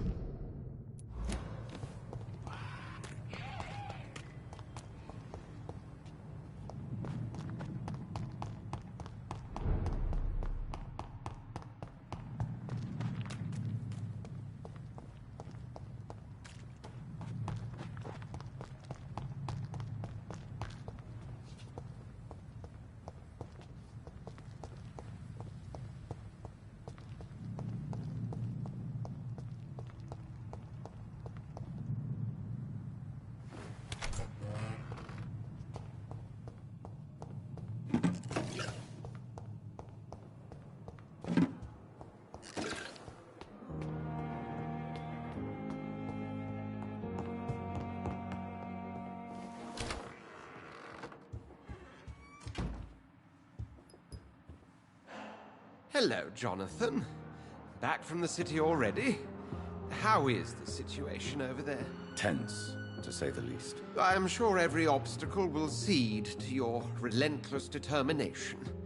In the meantime, can I be of any help? What can you tell me about the Great Hunt? A sad story, my dear friend. Tragic, in fact. The Brotherhood was betrayed by some of its most trusted members. Why was it a tragedy? Not only did the Guard of Priwen hunt down and kill most ancient vampires of England, they also destroyed or confiscated their possessions. Priceless knowledge was lost in just a few nights. Tell me about the betrayal. The founders of the Guard of Priwen stole precious and unique documents and reports from the Brotherhood's library when they left. They used them to identify and locate their next targets.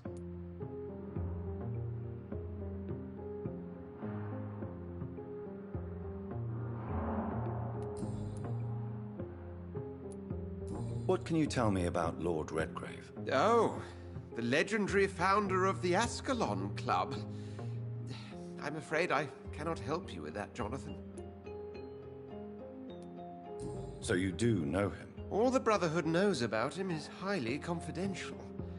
He is dangerously intimate with the royal family and Britain's inner circles. Are you afraid of him?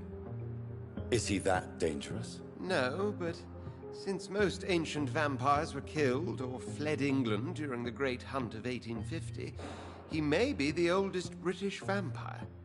A myth in the flesh, so to speak. Did you know that Lady Ashbury is an artist? And rather a good one? Well, actually, yes. I attended an exhibition of her paintings before the war. Beautiful landscapes and stunning portraits. I wish I had purchased one. Perhaps we could go to her next exhibition, you and I. What a beautiful idea, Jonathan. Did you know she told me once she had been a model for famous painters? But she never told me which ones. I shall return later. Thank you, Edgar.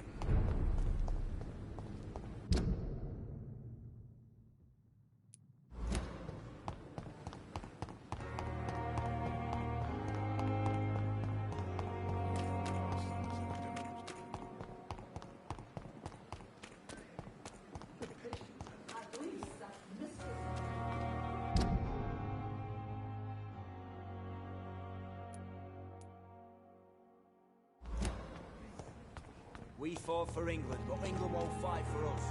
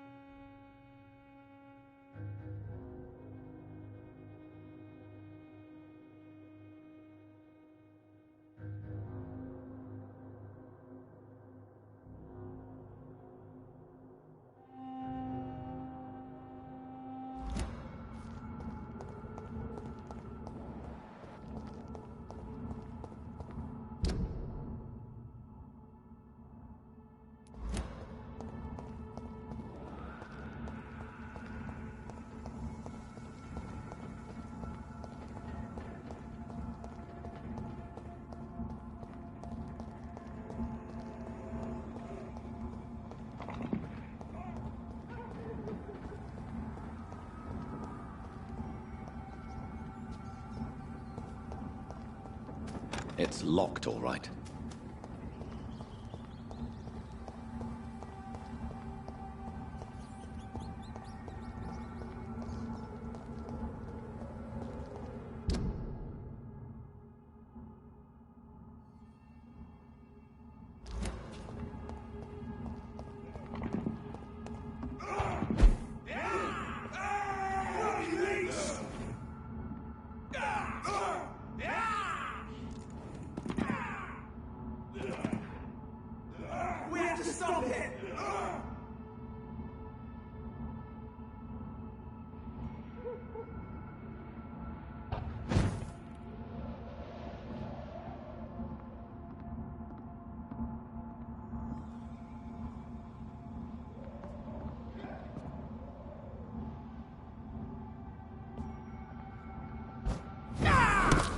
You Londoners are no match for me!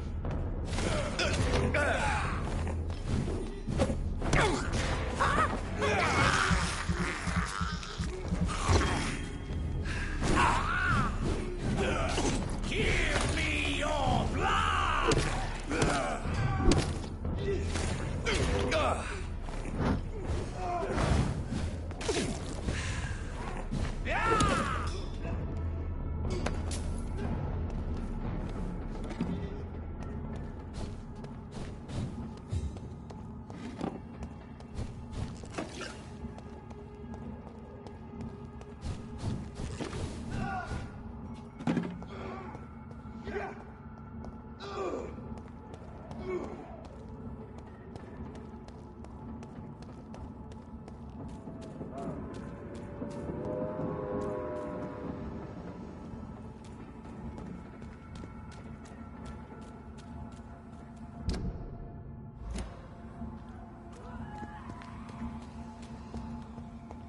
It's locked.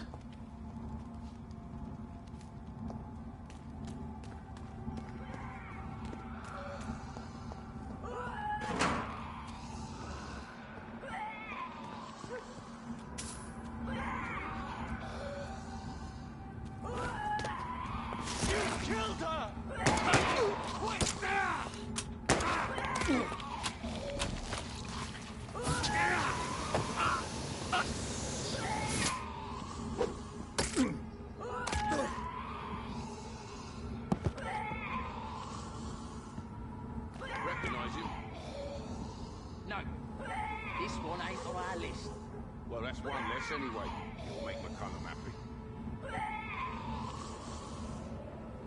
That was the vampire I saw earlier.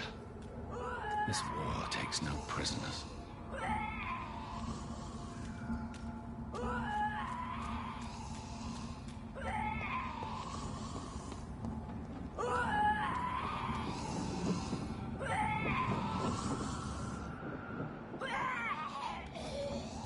It's locked, all right.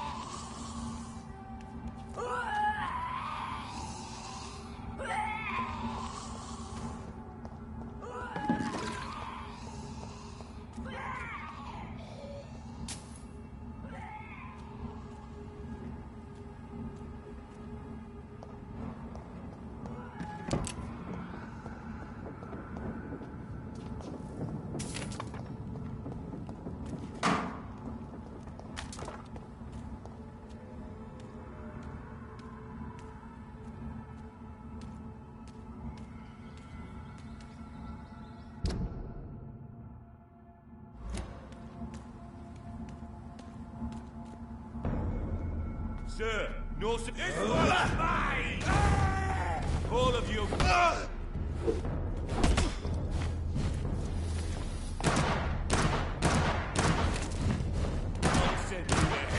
Look lively!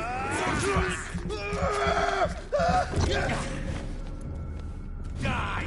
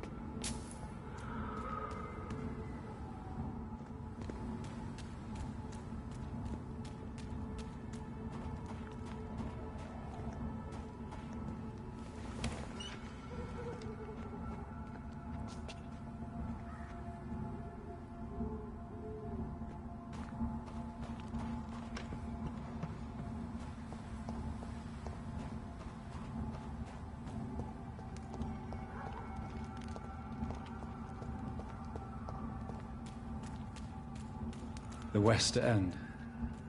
Never have I felt so sad to be back home.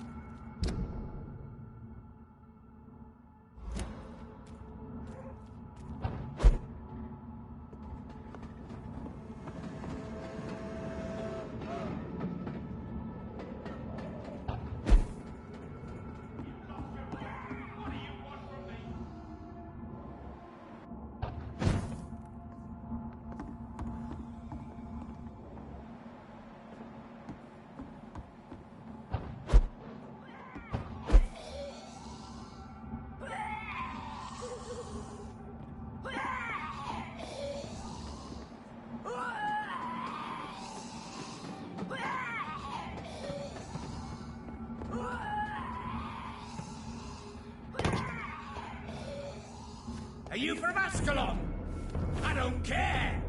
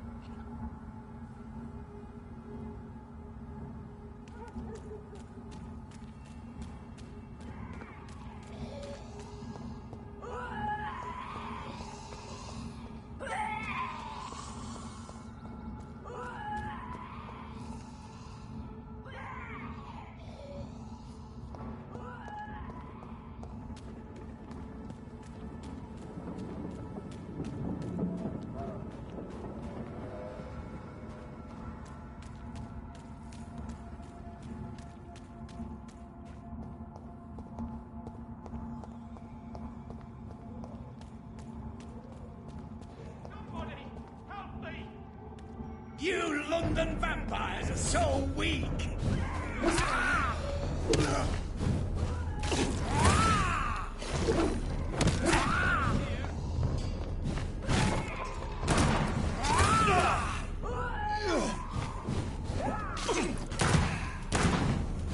You're bleeding!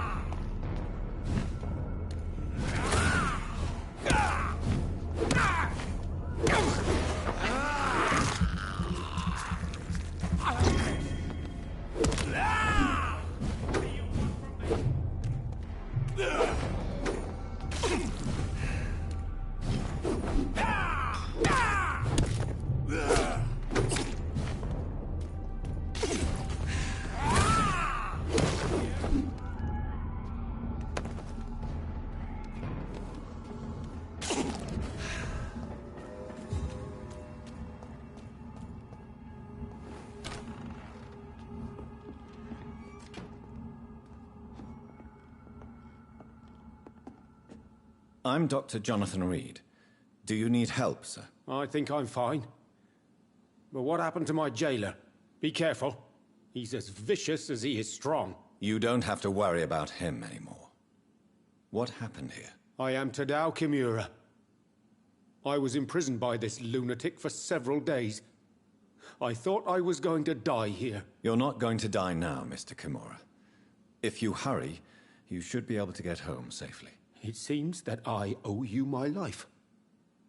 You have all my gratitude, Dr. Reed, since it is the most precious thing I possess. Goodbye, Mr. Kimura. Take care.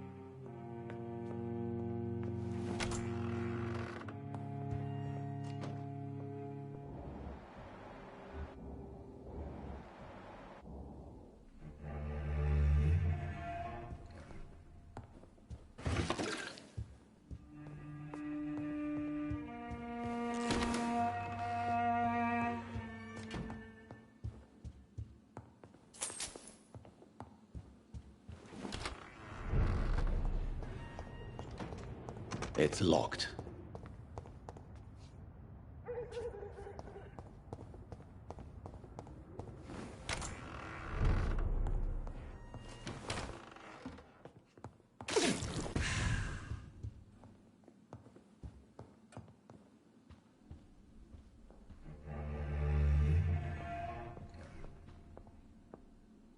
Mother, good evening. Jonathan!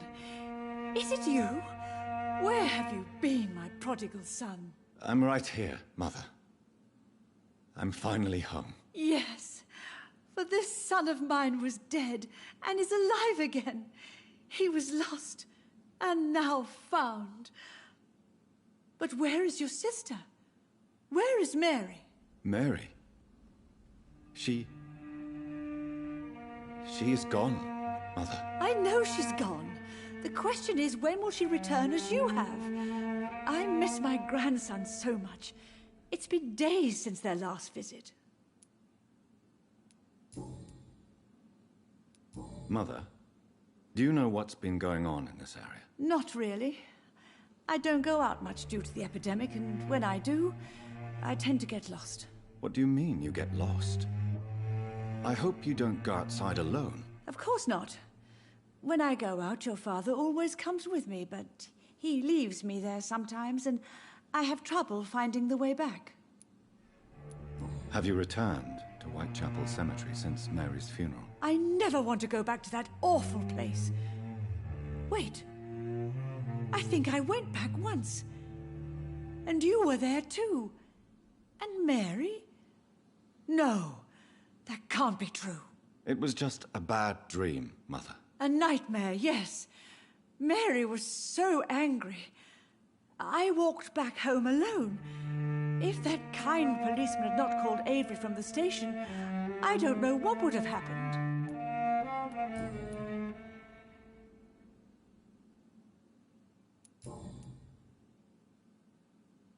Do you need anything, Mother? Can I help you? I just want you to stay with me, Jonathan. Your room is ready. I asked Avery to make your bed. I'll stay as long as I can, I promise. Do you need anything else? Just one thing. Stop staring at me like that. As much as I love you, it breaks my heart to look at those empty and dead eyes. Are you working on a new painting? Not recently. I have trouble focusing on my subject, and my mind quickly drifts. It's the same thing when I try to write poetry. I recently met a talented painter with an excellent technique. I wish you two could meet. I'm sure you'd like her. I'd be glad to meet her. What is her name? Is she famous? Is she dead too? She's not famous, and her name is of no importance. And yes, she is also dead. The important thing is, I hope you two get along. If she ever fancies meeting your mother, I'd be glad to welcome her into my home.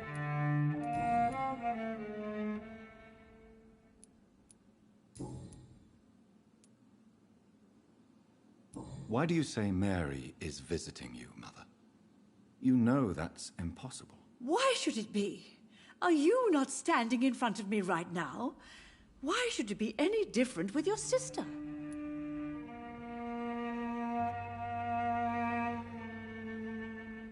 But Mary really is dead, Mother. Yes. And are you not dead too? Isn't your father dead? And my grandson, and my son-in-law, you're all gone. But you all still visit me from time to time. But I'm not dead, Mother. I'm really here, talking to you, trying not to cry. Oh, it breaks my heart to have to tell you this. But of course you're dead, my darling boy. Just look at you, as pale as my Mary.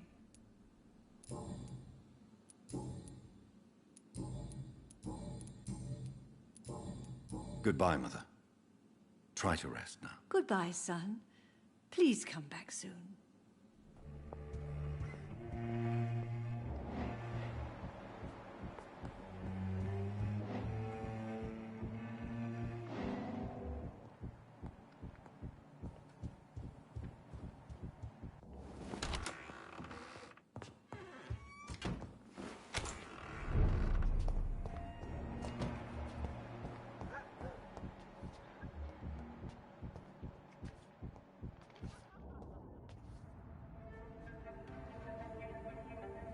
Your father and I have spoken about your fiancé, Mary.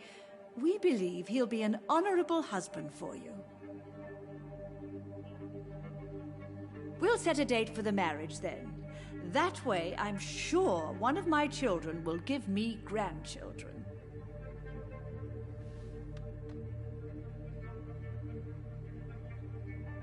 I understand your thirst for knowledge, Jonathan, and your father and I are proud of it. But you are not that young anymore, my son.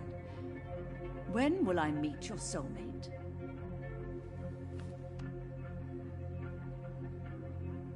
You can ascribe my romantic tendencies to my French origins if you want, Aubrey. But I'll never cease to believe in a match made in heaven, my beloved.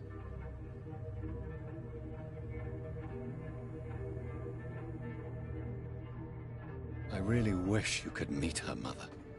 You would love her.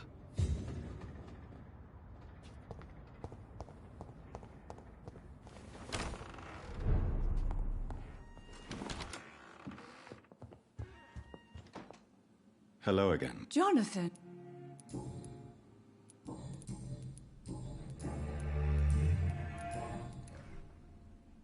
Do you really see Mary and Father?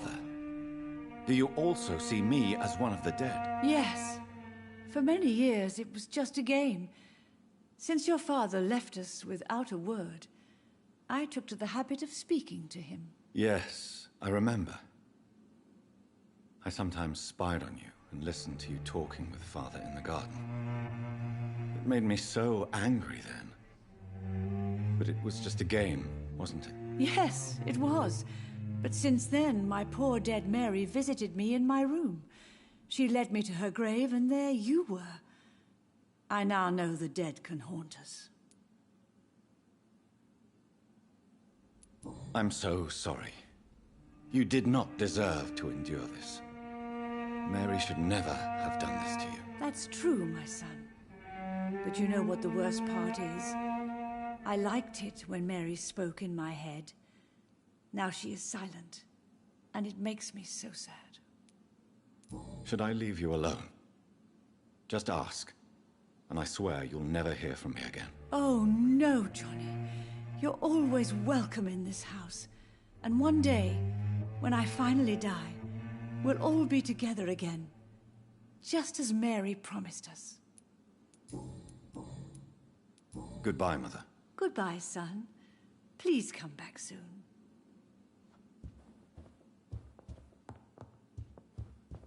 Jonathan, my dear, bring me my...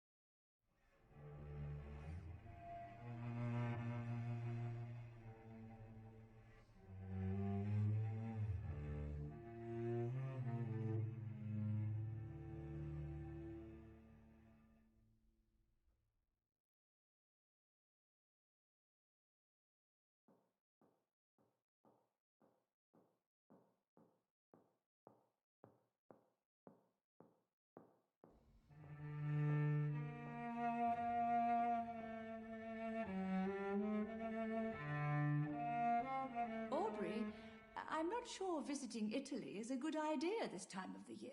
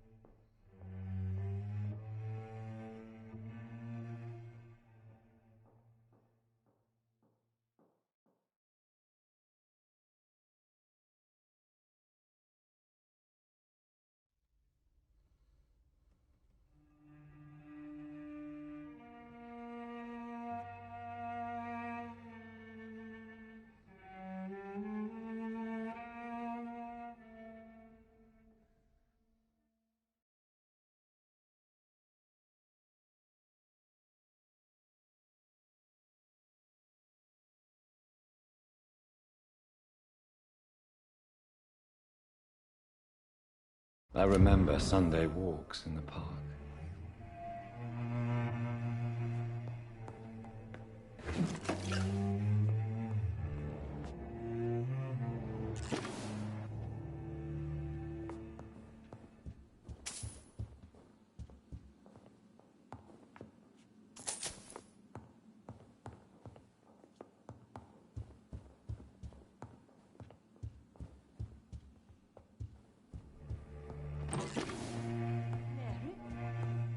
Dear daughter, how are you tonight? How is your sweet boy?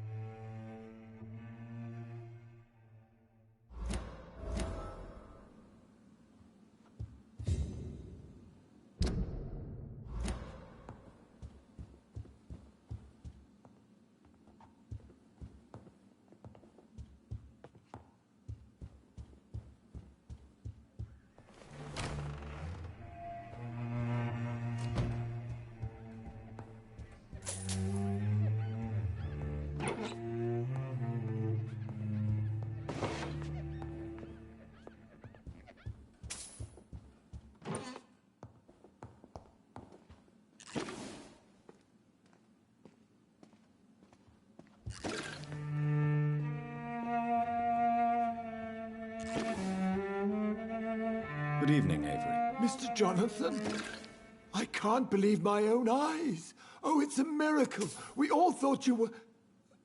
Oh, sir, your poor sister. What a tragedy. I know, Avery. I know about my sister's murder. Miss Reed expected you to return to assist with the funeral, right up until the last minute. Where have you been, Mr. Jonathan? We needed you here. How is my mother? Not well, I'm afraid, sir. Miss Reed is very fragile since the police brought her back home. The police? What happened? Miss Reed was found walking in the streets. She kept saying she had spoken with her son and daughter.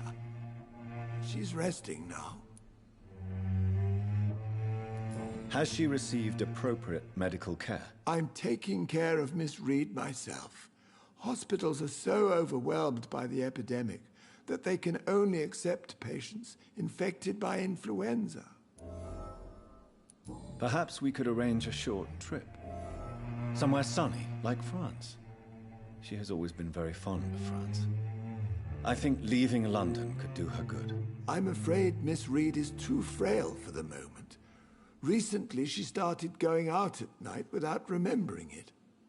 I have to watch her carefully. What is the situation in this part of town? For a time, the West End seemed spared by the epidemic.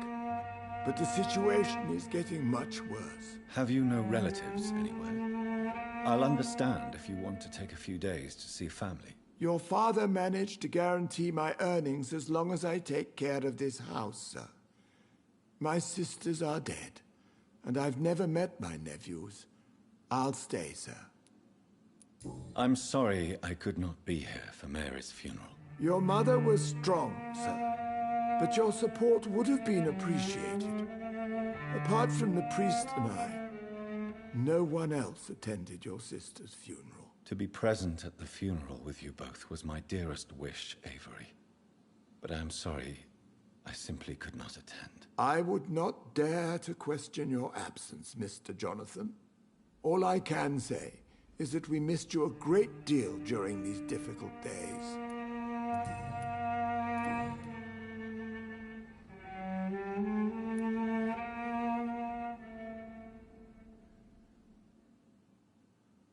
I found an old letter written by my father and addressed to me. Do you know anything about it, Avery? Your father wanted me to give you this letter for your 35th birthday, but you left for the war, and the letter remained in his office until tonight. I realize now you knew my father better than I did. Do you know why he left, Avery? Did he ever speak to you about his departure? No, sir. Mr. Reed was not exactly forthcoming. Perhaps this letter will give you the information you require. Do you know my mother speaks to the dead members of this family? Yes. I sometimes hear her speaking to you, Miss Mary, and her baby. Sometimes your father, too. So she thinks I'm also dead? And what about you? I believe she only sees her relatives as the dead she speaks to, Mr. Jonathan. It breaks my heart to see Miss Reed like that.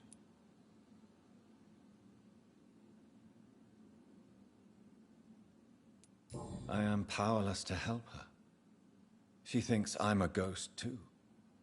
Whatever I say, she just sees me as another dead relative. But you are still alive, Mr. Jonathan. That's the difference. And I am sure Miss Reed will realize it soon. Tell me the truth, Avery. Do you feel forced to stay here? Would you leave this house without the arrangement made by my father? No, sir. I have nowhere else to go. And I promised your father I'd take care of his family as long as I lived. This house is dead, Avery. There is a curse on this family. You really should consider leaving. If only you could have been here sooner or more often. Maybe this house would not be that empty. But you're here now, sir. So my task is not over.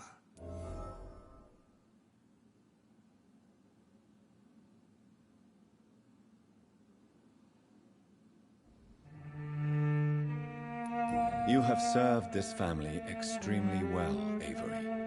Your support during these terrible times is much appreciated. Then I will stay.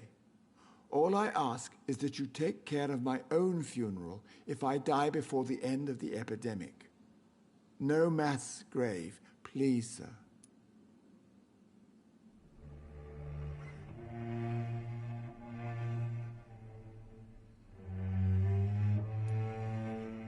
Do you really think I don't take enough care of my mother, Avery? Yes, I do, Mr. Jonathan. You clearly have something more to say.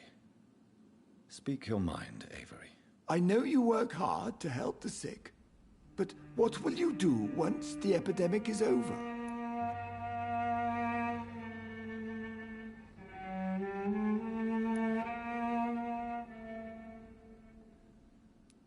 My home is here, and I have nowhere else to go. But this house will need some improvements if I move here. Some radical changes. That's good news. Whatever changes you have in mind, I'm sure we will find an arrangement that suits your mother also. Goodbye, Avery. Please watch over my mother until I return. Of course, Mr. Jonathan. But please return as soon as possible.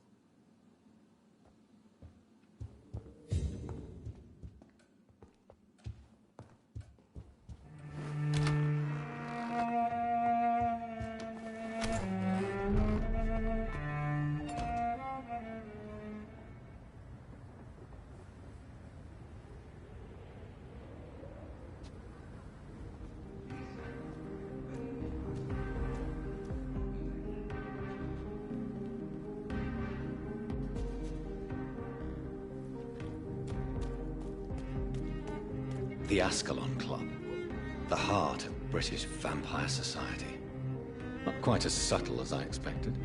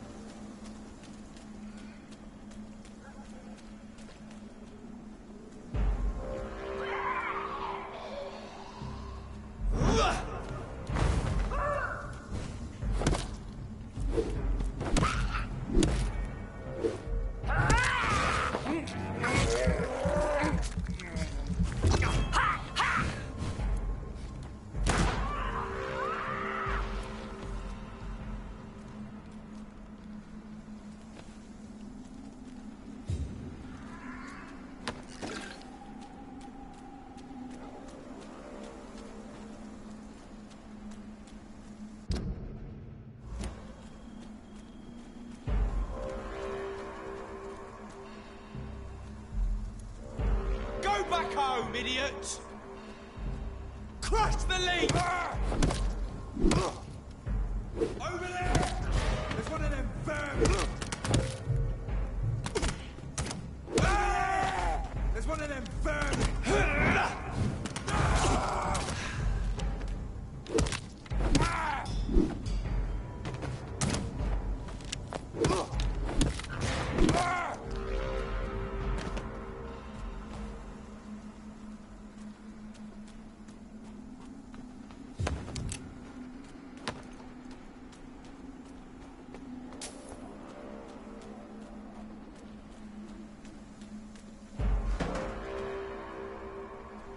Better go. You! Get back in the grave!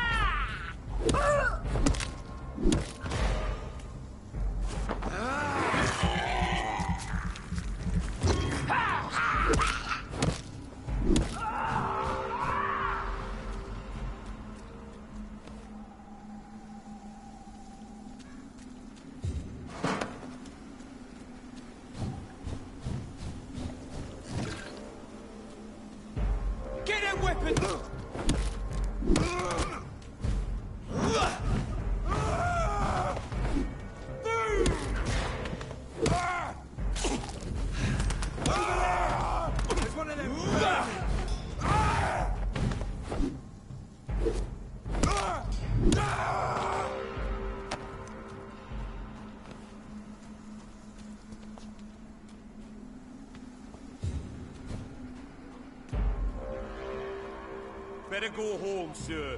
I'll put it into you!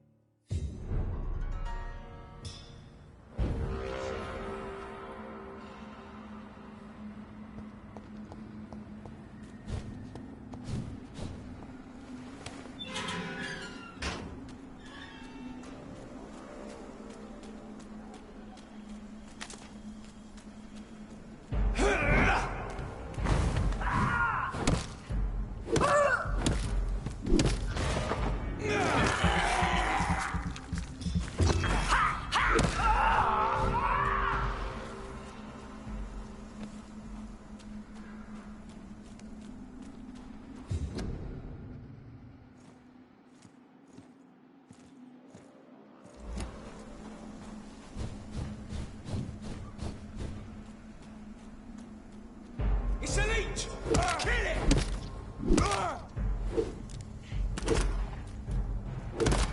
Watch out for them teeth!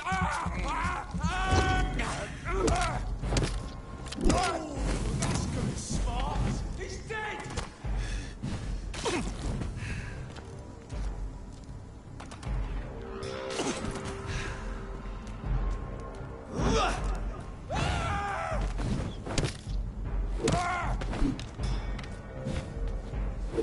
I'll take its head!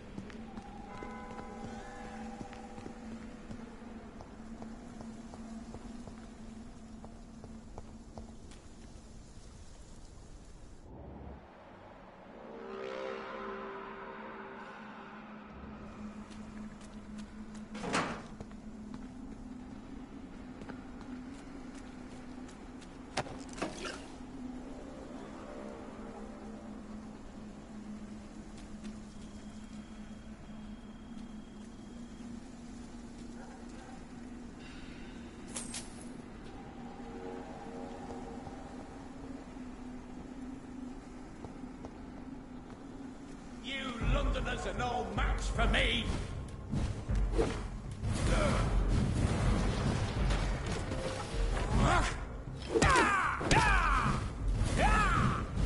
Your prey is mine now!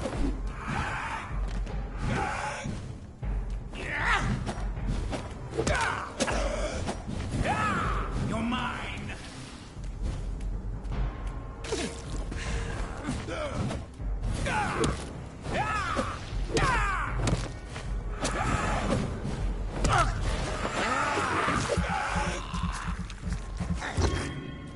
Gotcha! You freak!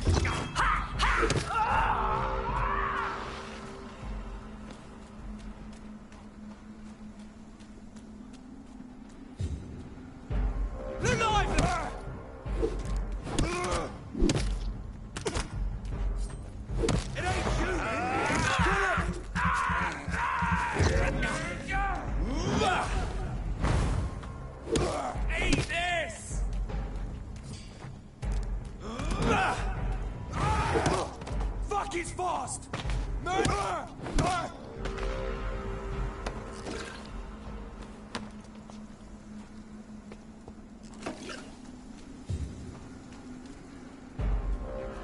Bloody monster! Over there!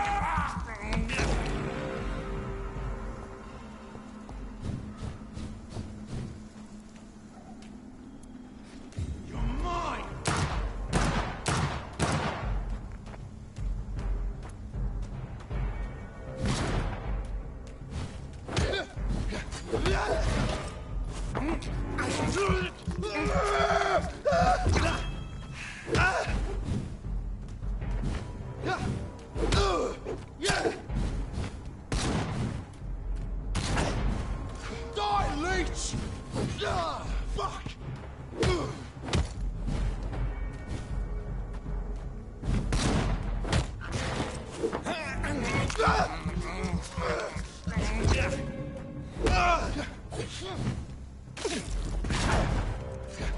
an end to you!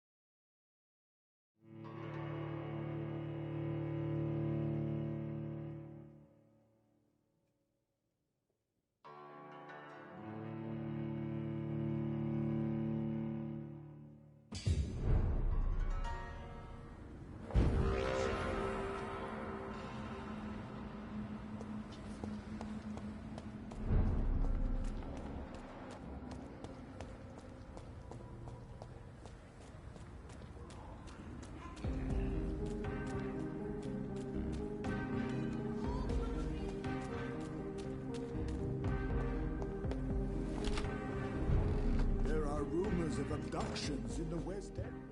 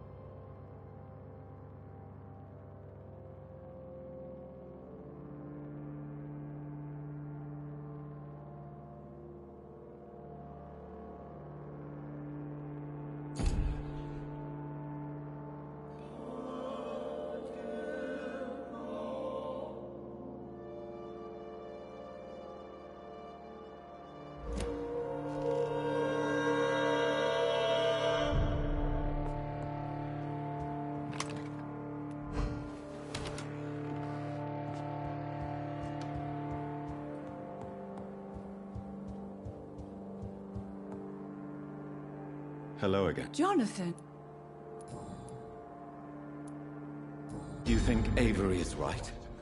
Do you think I should take better care of you? I don't blame you, but you abandoned me, son. A mother should not survive her children. It's unbearable to know you're not here anymore.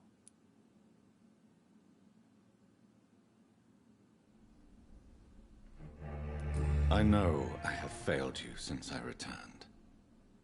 I even watched you bury Mary from a distance. From now on, I will protect you. You have my word. You don't have to apologize to me, Johnny. Do you think I did not notice how much you have changed? Have I changed that much, Mother? Am I still your son? You are still, and you'll always be. Despite your pale skin, your bloody eyes, and that echoing sadness in your voice.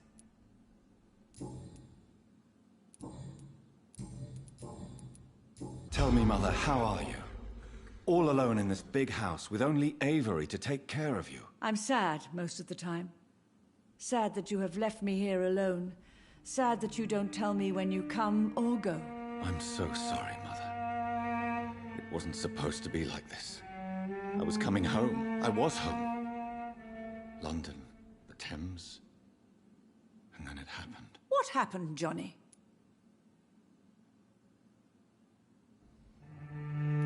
I lost my way.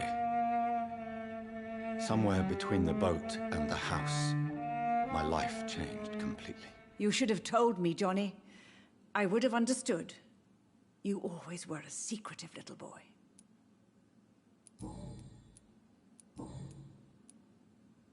Father seems to have left me some documents. Some sort of treasure hunt game. Do you know anything about them? No, Johnny. But your father always loved to write these little games for you when you were a boy. Don't you remember?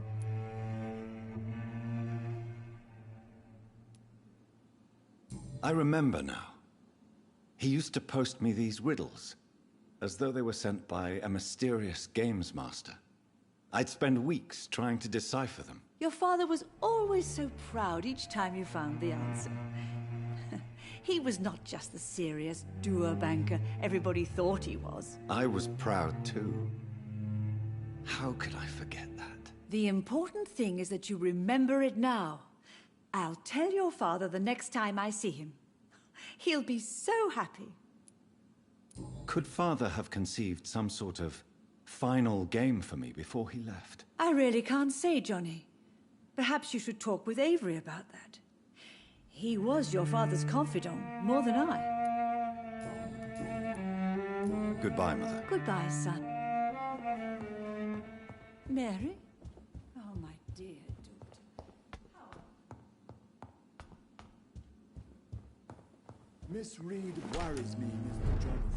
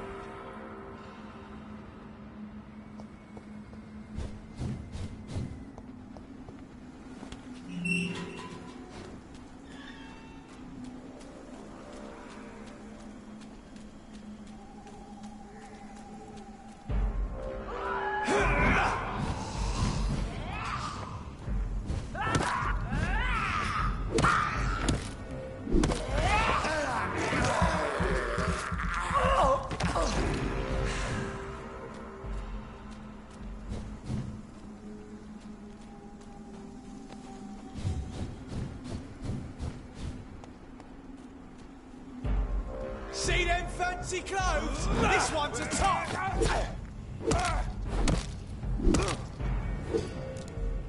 Steady, boys! We've got one of them here! That's gonna hurt! Filthy piece of shit!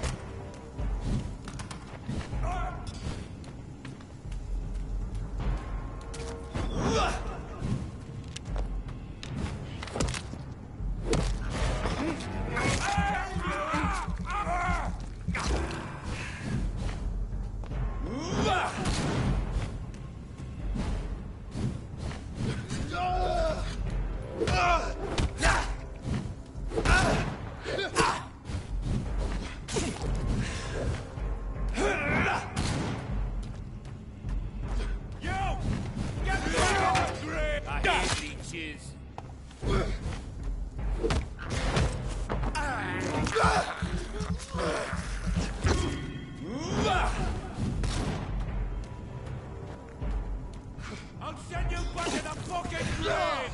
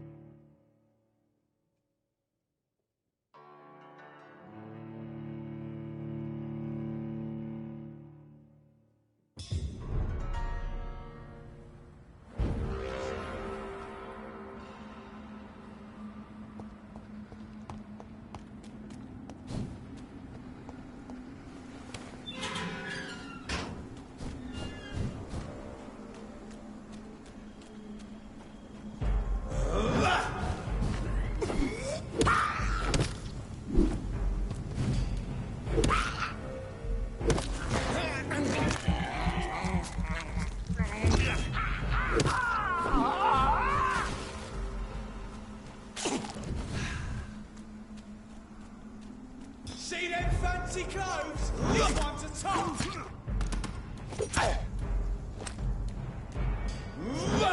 Eat this! Doesn't like fire, does it? Mind his teeth!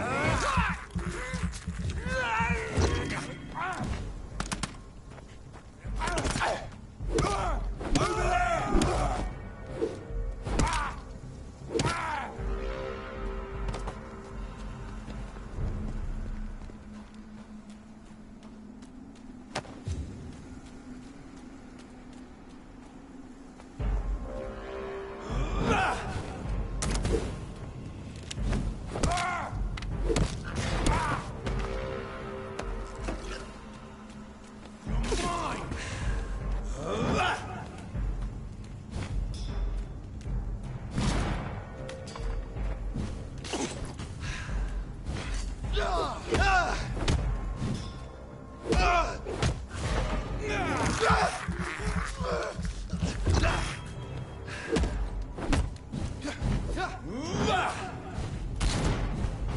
Bloody monster!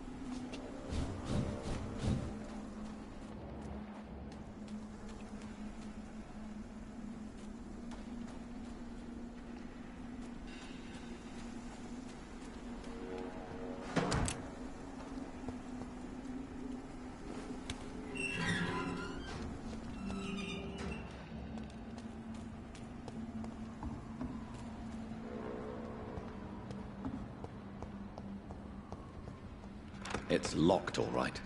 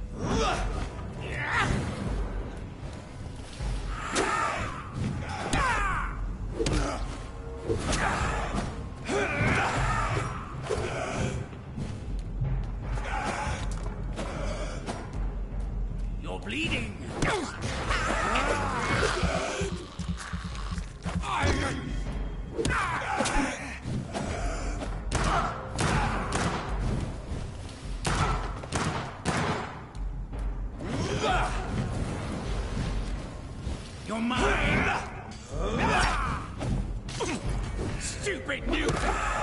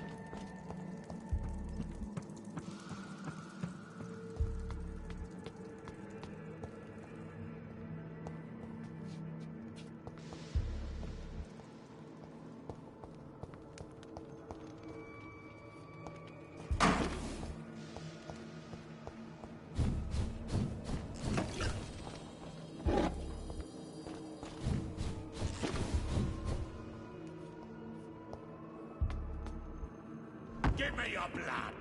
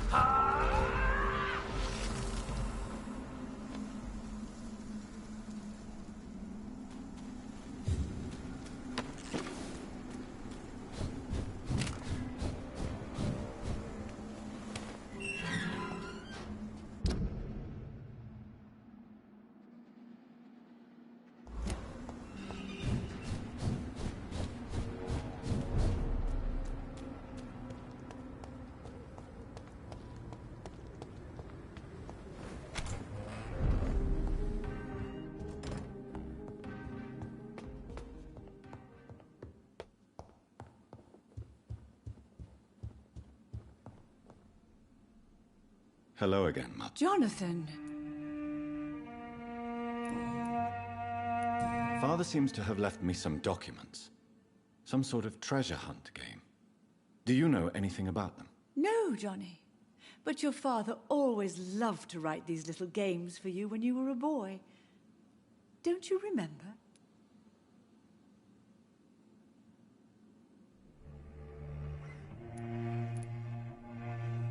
I remember now. He used to post me these riddles, as though they were sent by a mysterious games master. I'd spend weeks trying to decipher them. Your father was always so proud each time you found the answer. He was not just the serious doer banker everybody thought he was. I was proud too. How could I forget that? The important thing is that you remember it now. I'll tell your father the next time I see him. He'll be so happy.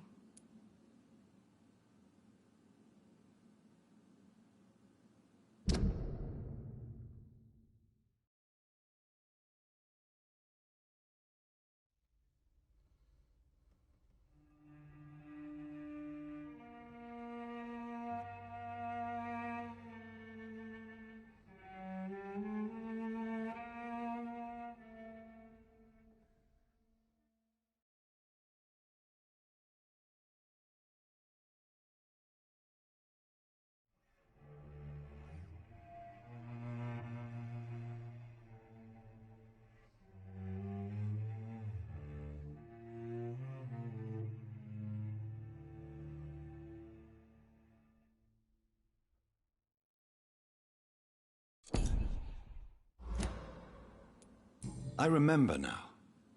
He used to post me these riddles, as though they were sent by a mysterious games master. I'd spend weeks trying to decipher them. Your father was always so proud each time you found the answer. He was not just the serious doer banker everybody thought he was. I was proud too. How could I forget that? The important thing is that you remember it now. I'll tell your father the next time I see him. He'll be so happy. Could Father have conceived some sort of final game for me before he left? I really can't say, Johnny. Perhaps you should talk with Avery about that. He was your father's confidant, more than I.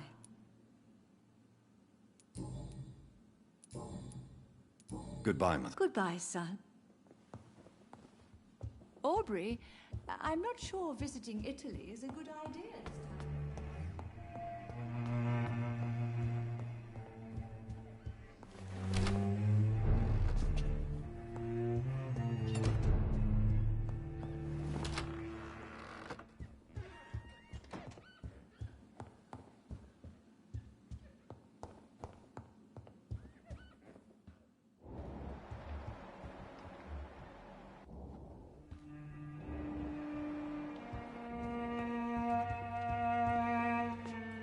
Yes, Mr. Jonathan? I found an old letter written by my father and addressed to me.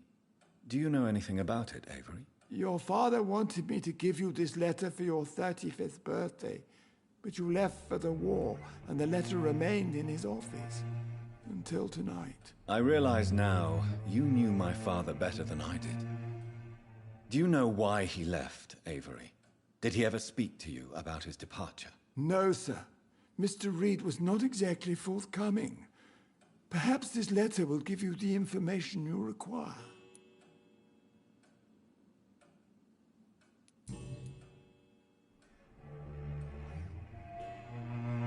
Goodbye, Avery. Of course.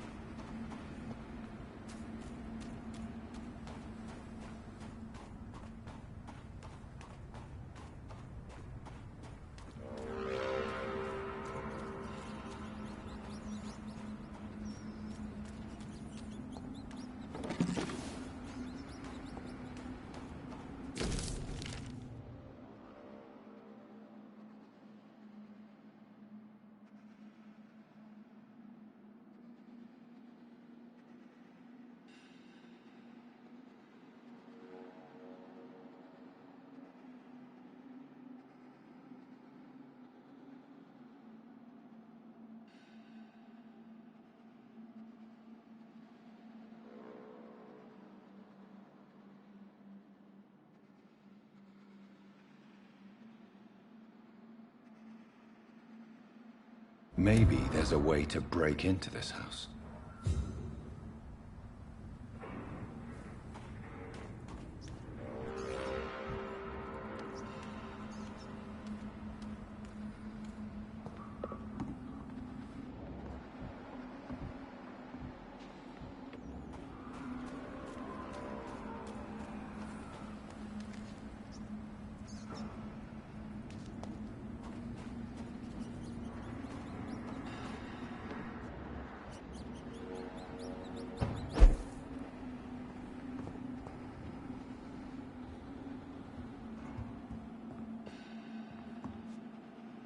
There has been a fight here. I can see a blood trail. Left by one of the antagonists, perhaps?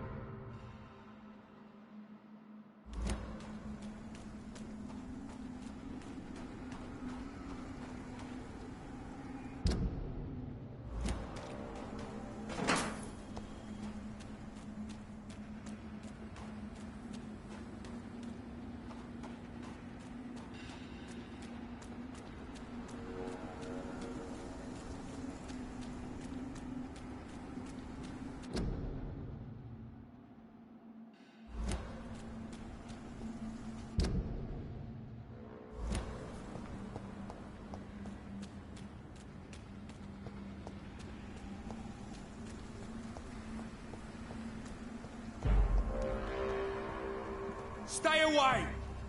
Stupid beast!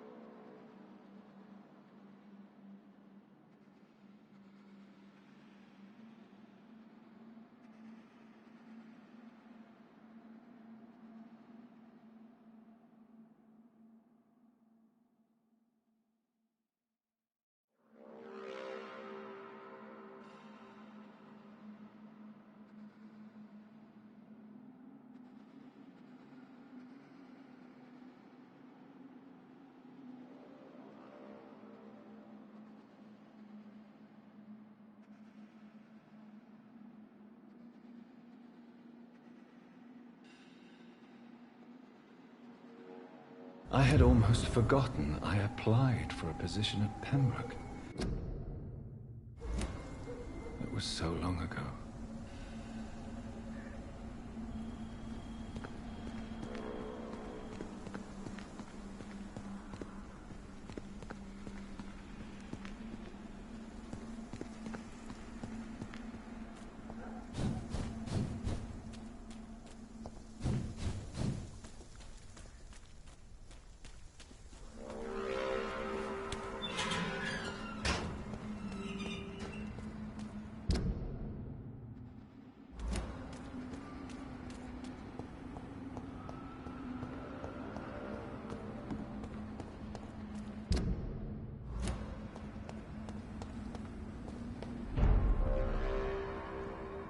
Step away, sir.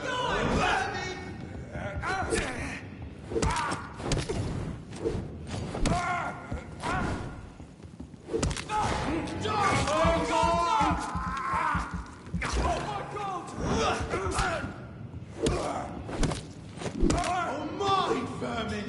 I'll put an end to you!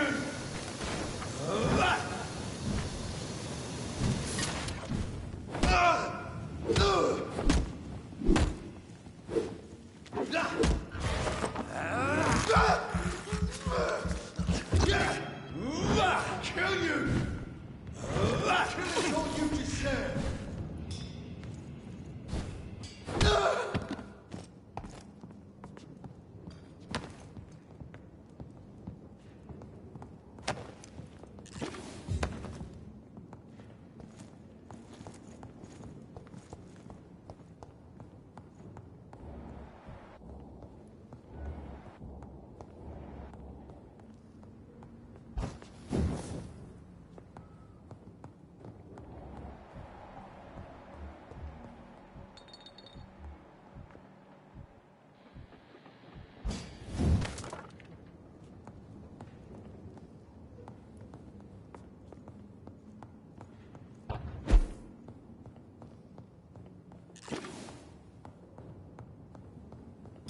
See them fancy clothes?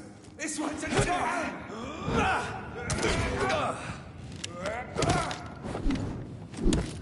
It's a leech! Kill it! Oh my god!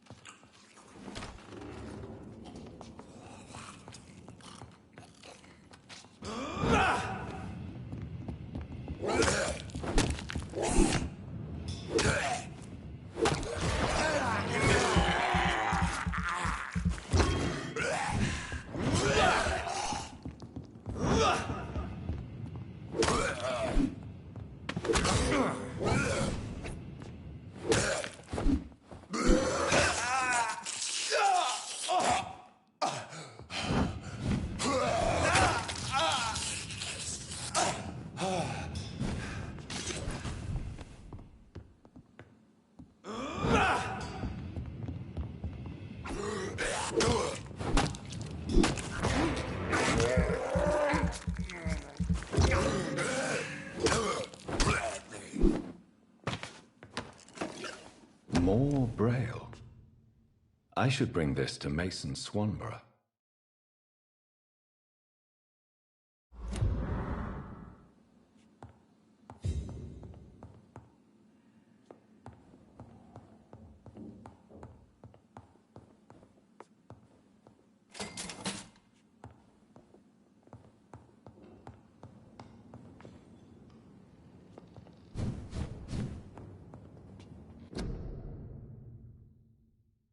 A restaurant where the guests are blindfolded before being seated. Intriguing.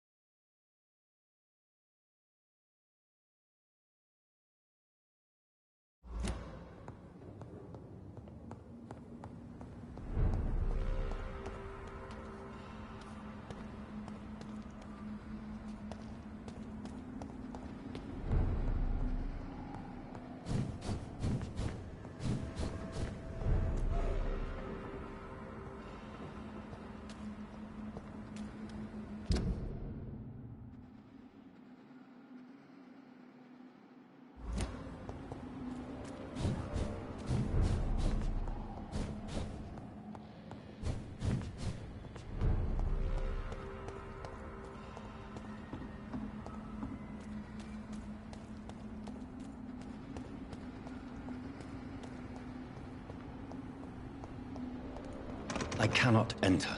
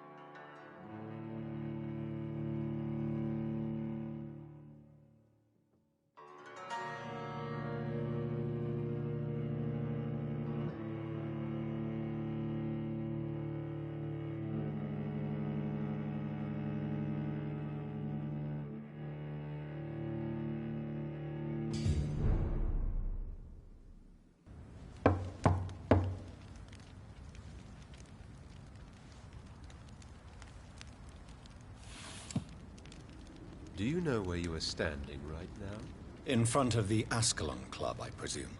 The Ascalon Club only summons or ostracizes. What is your business tonight? I received an invitation. I'm Dr. Jonathan Reed.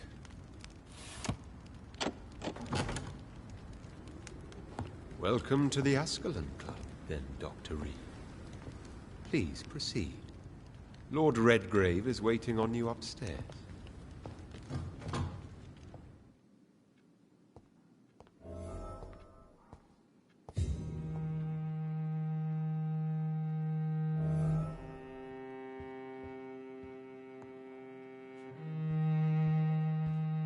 There has been quite a battle here.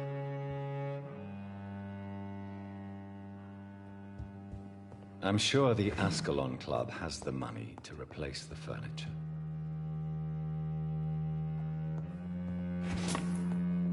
Welcome to the Ascalon Club, then, Dr. Reed.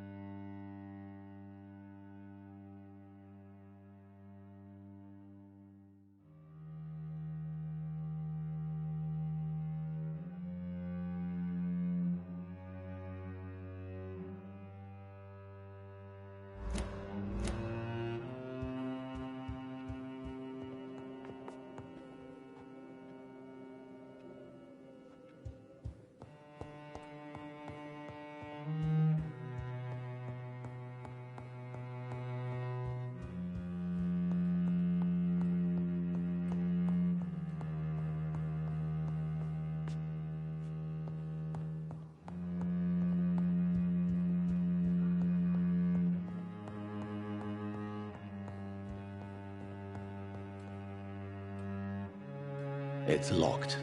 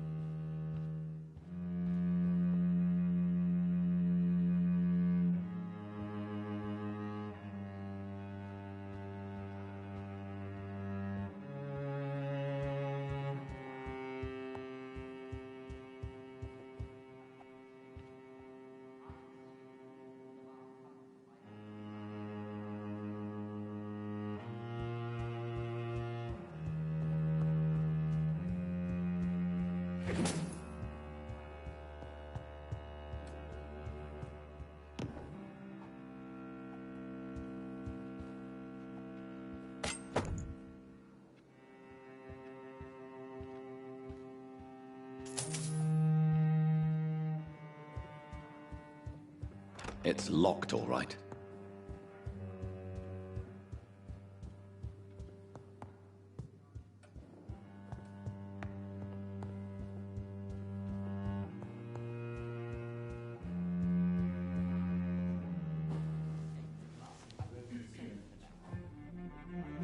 Good evening. We repel the intruders for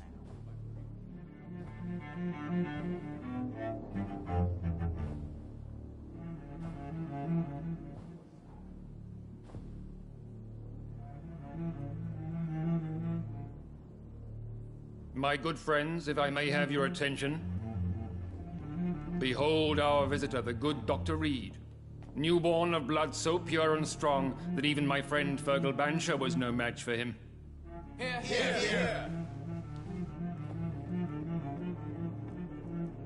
Come forward, young Ekon, for we have so much to discuss. Welcome to the Ascalon Club, Dr. Reed. I am Lord Redgrave, Earl of Bristol and chairman of this exclusive association.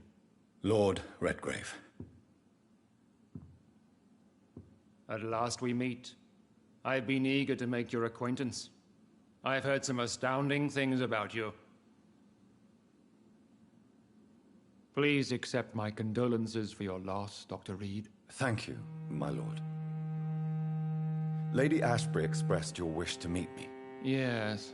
The lady has always been a useful acquaintance, though not always reliable. Is she a good friend of yours?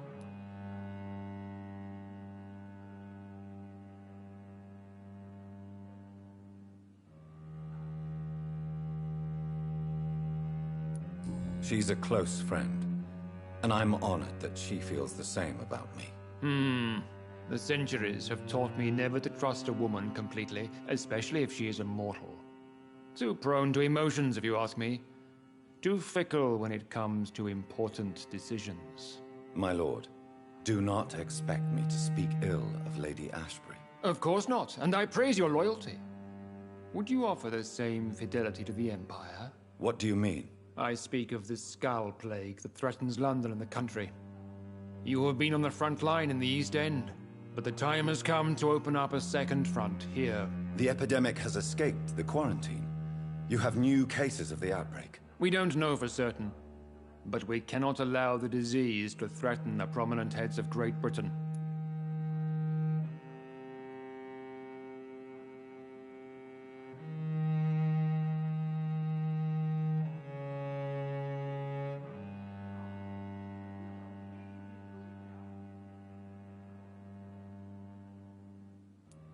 Why have you asked me here? Because the crisis is escalating.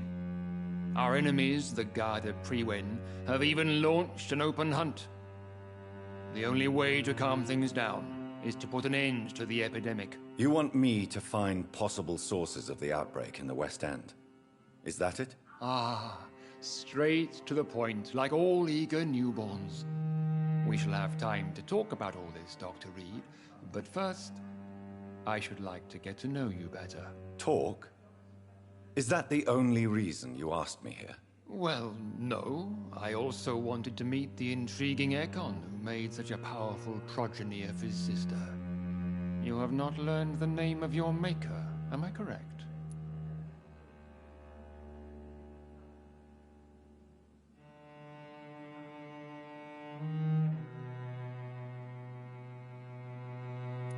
How dare you speak so flippantly of my family? Have no embarrassment, Dr. Reed. We all make mistakes.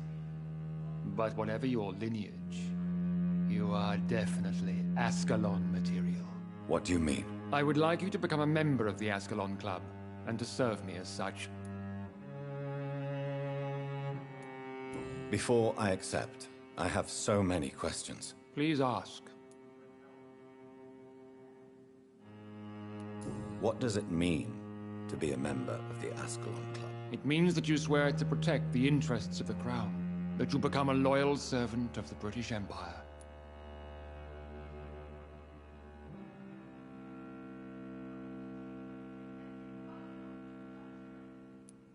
Do you have any official recognition from the government? A charter from His Majesty the King? No. Of course, the Ascalon Club publicly supports the Empire, but the true nature of its members remains a secret. Am I supposed to follow orders? As founder and chairman of the club, I alone am entitled to make demands of our members, and I do appreciate obedience. What is the Ascalon Club's express purpose? We follow the credo of William Marshall, the greatest knight who ever lived. As was he, we are sworn to protect the British Empire. What does Ascalon mean? Ascalon was the lance wielded by St. George, glorious patron saint of England when he slew the dragon. And like that lance, we pierce the hearts of all our nation's enemies. William Marshall founded the Ascalon Club. Not exactly. William Marshall granted me immortality, and I founded the club a few years later. The good knight has been gone for so long.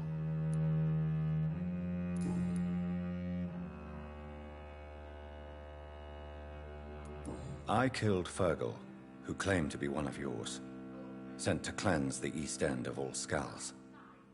Will his death be an issue? Do not worry.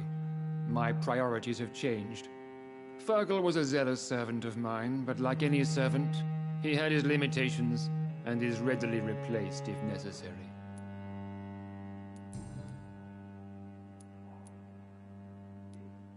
I agree to join the club. This is good news. Good news indeed in these crucial times. Let's inform the Assembly formally and proceed with your initiation. My initiation? Fear not. Nothing fancy nor dangerous. It is just that we, the members of Ascalon, believe that tradition and custom are the backbone of this country.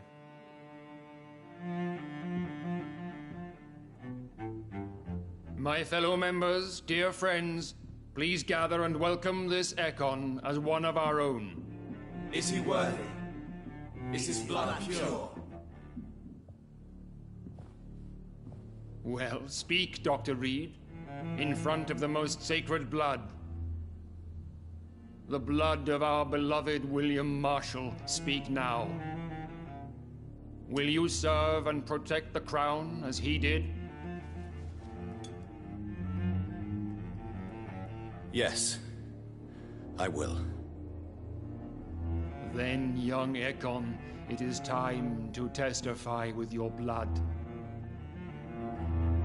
It is time to sign the Book of Allegiance. I know it's awfully gothic and a tad pedantic, but England's traditions are the backbone of our nation.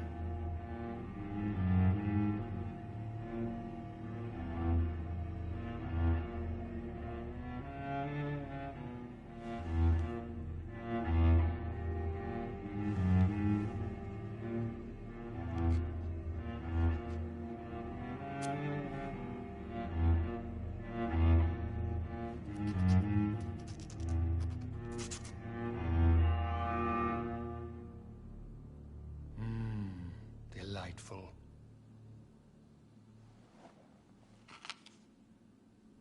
Welcome to the Ascalon Club, Dr. Reed. Take your place among the bearers of the lance. One of us! One of us!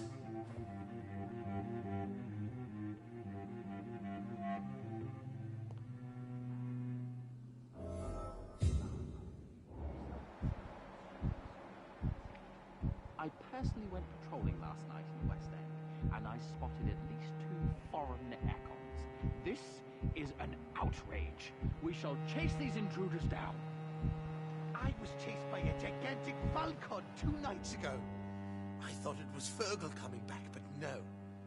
That creature barely spoke. That went well, did it not?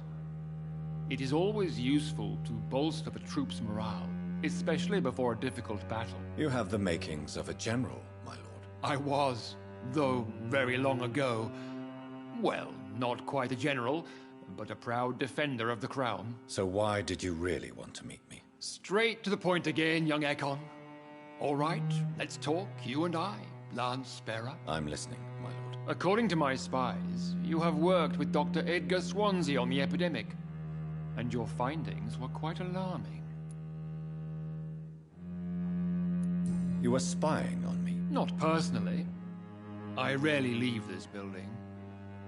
But once he found you, Fergal kept me informed. Until you put an end to his mission. Who was Fergal? I don't see him sipping tea with the others in the club. Fergal Banshire was my squire of sorts. Even before becoming that magnificent beast, he was a brute. He served me well for decades. No, I mean, what was he? He was clearly no ordinary vampire. No. He was a Volcod, all muscles and instinct. Quite the rare breed, ferociously territorial. Mortals often mistake them for werewolves.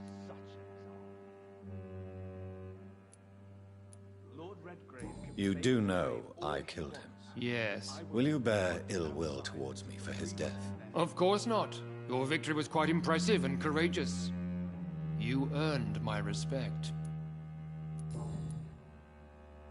Do you know Edgar Swansea? Not personally, but I've been told he has some sort of immortal fetish and is a good friend of yours. Does it bother you that I consider him my good friend? As long as you reveal nothing of the club's inner workings, why should I forbid you engaging in conversation with the good Dr. Swansea? Yes, I'm convinced the recent invasion of frenzied Scowls in London is directly linked to the epidemic. This is not the Spanish flu, but something else. I would be glad to hear more of your discoveries, Dr. Reed, but for now, my main concern is the security of London's inhabitants, both mortal and immortal. What do you mean? Alarmed by the epidemic, the Guard of Prewen has started a war against us British vampires.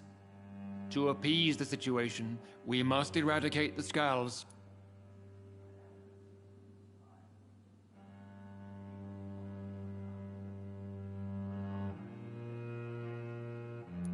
I have met peaceful and wise Scowls. To exterminate them means we are no better than vampire hunters. Scowls are hideous, shameful creatures that give all Ekon a bad name. So, what do you want me to do? I want you to investigate the city thoroughly. I have reason to fear there are cases of contagion in this part of town.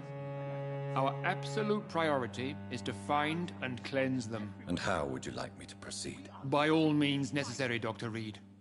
You are now a member of the Ascalon Club and you have carte blanche. Interrogate the locals, follow all the leads you find, and get results.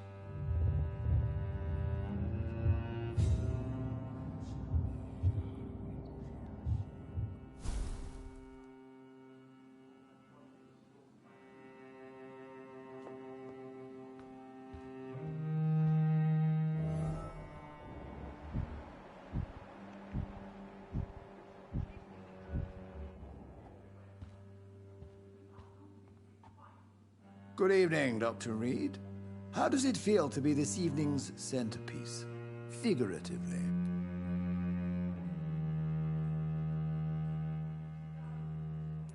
It's quite unsettling. As a doctor, I am more used to being the observer than the subject observed. Do not be alarmed. The Ascalon Club has a tried and tested policy for choosing its initiates. May I ask who you are, sir? Why would you be interested? Well, as you seem to be the only man in the room with a beating heart, you draw quite a bit of attention yourself. Ah, vampire senses never cease to fascinate me. They dwarf those of mere mortals. I am Aloysius Dawson, by the way.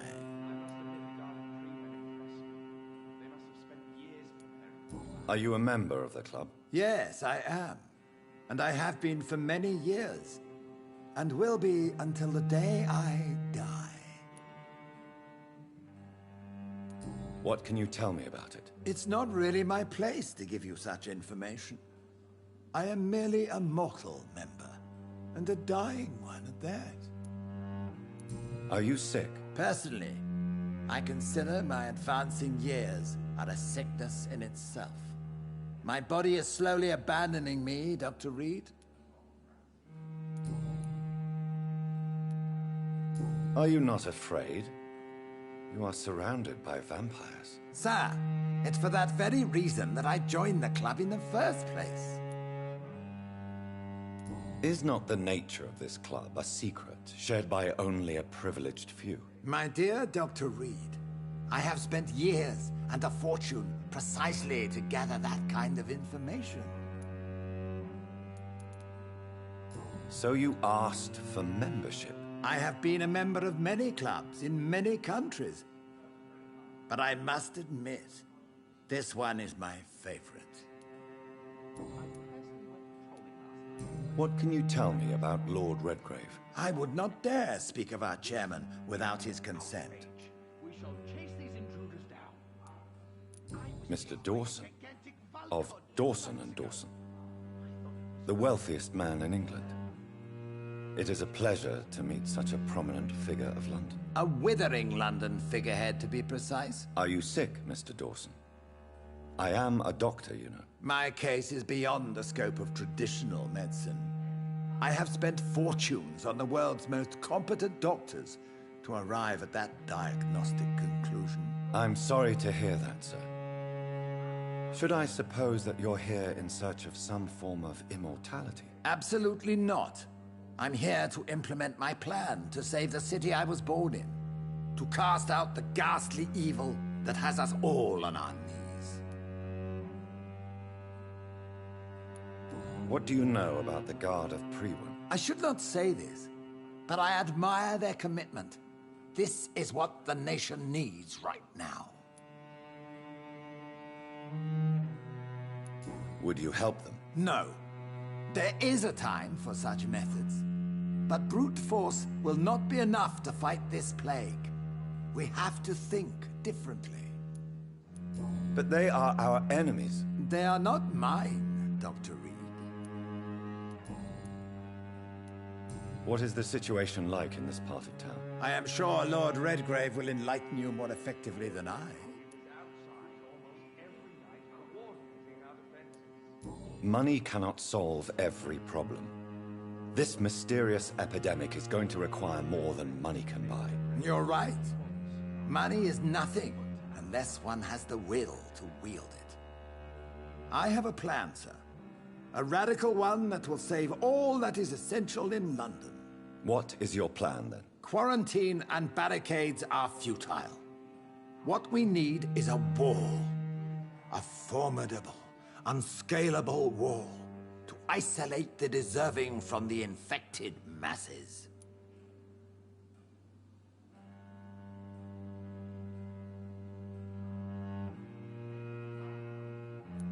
But that would segregate the rich from the poor, would it not? It would be unjust. Our only course of action must be to save England. And to save England, we have to make sacrifices. Are you not mistaking sacrifice for summary execution? Why do you care? Are you not a vampire?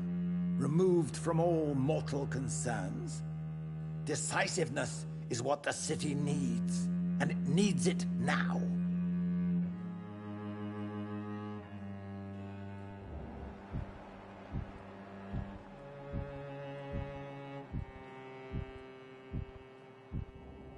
Welcome to the Ascalon Club, Doctor.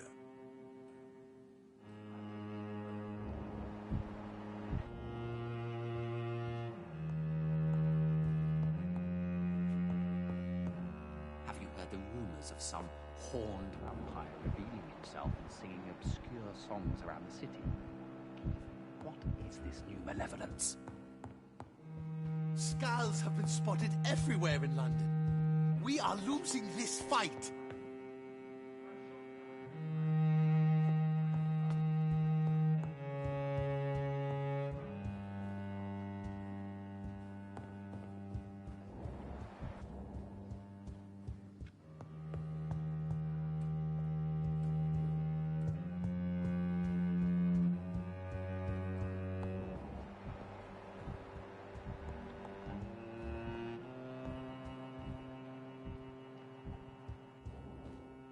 Welcome to the Ascalon Club, then, Dr. Reed.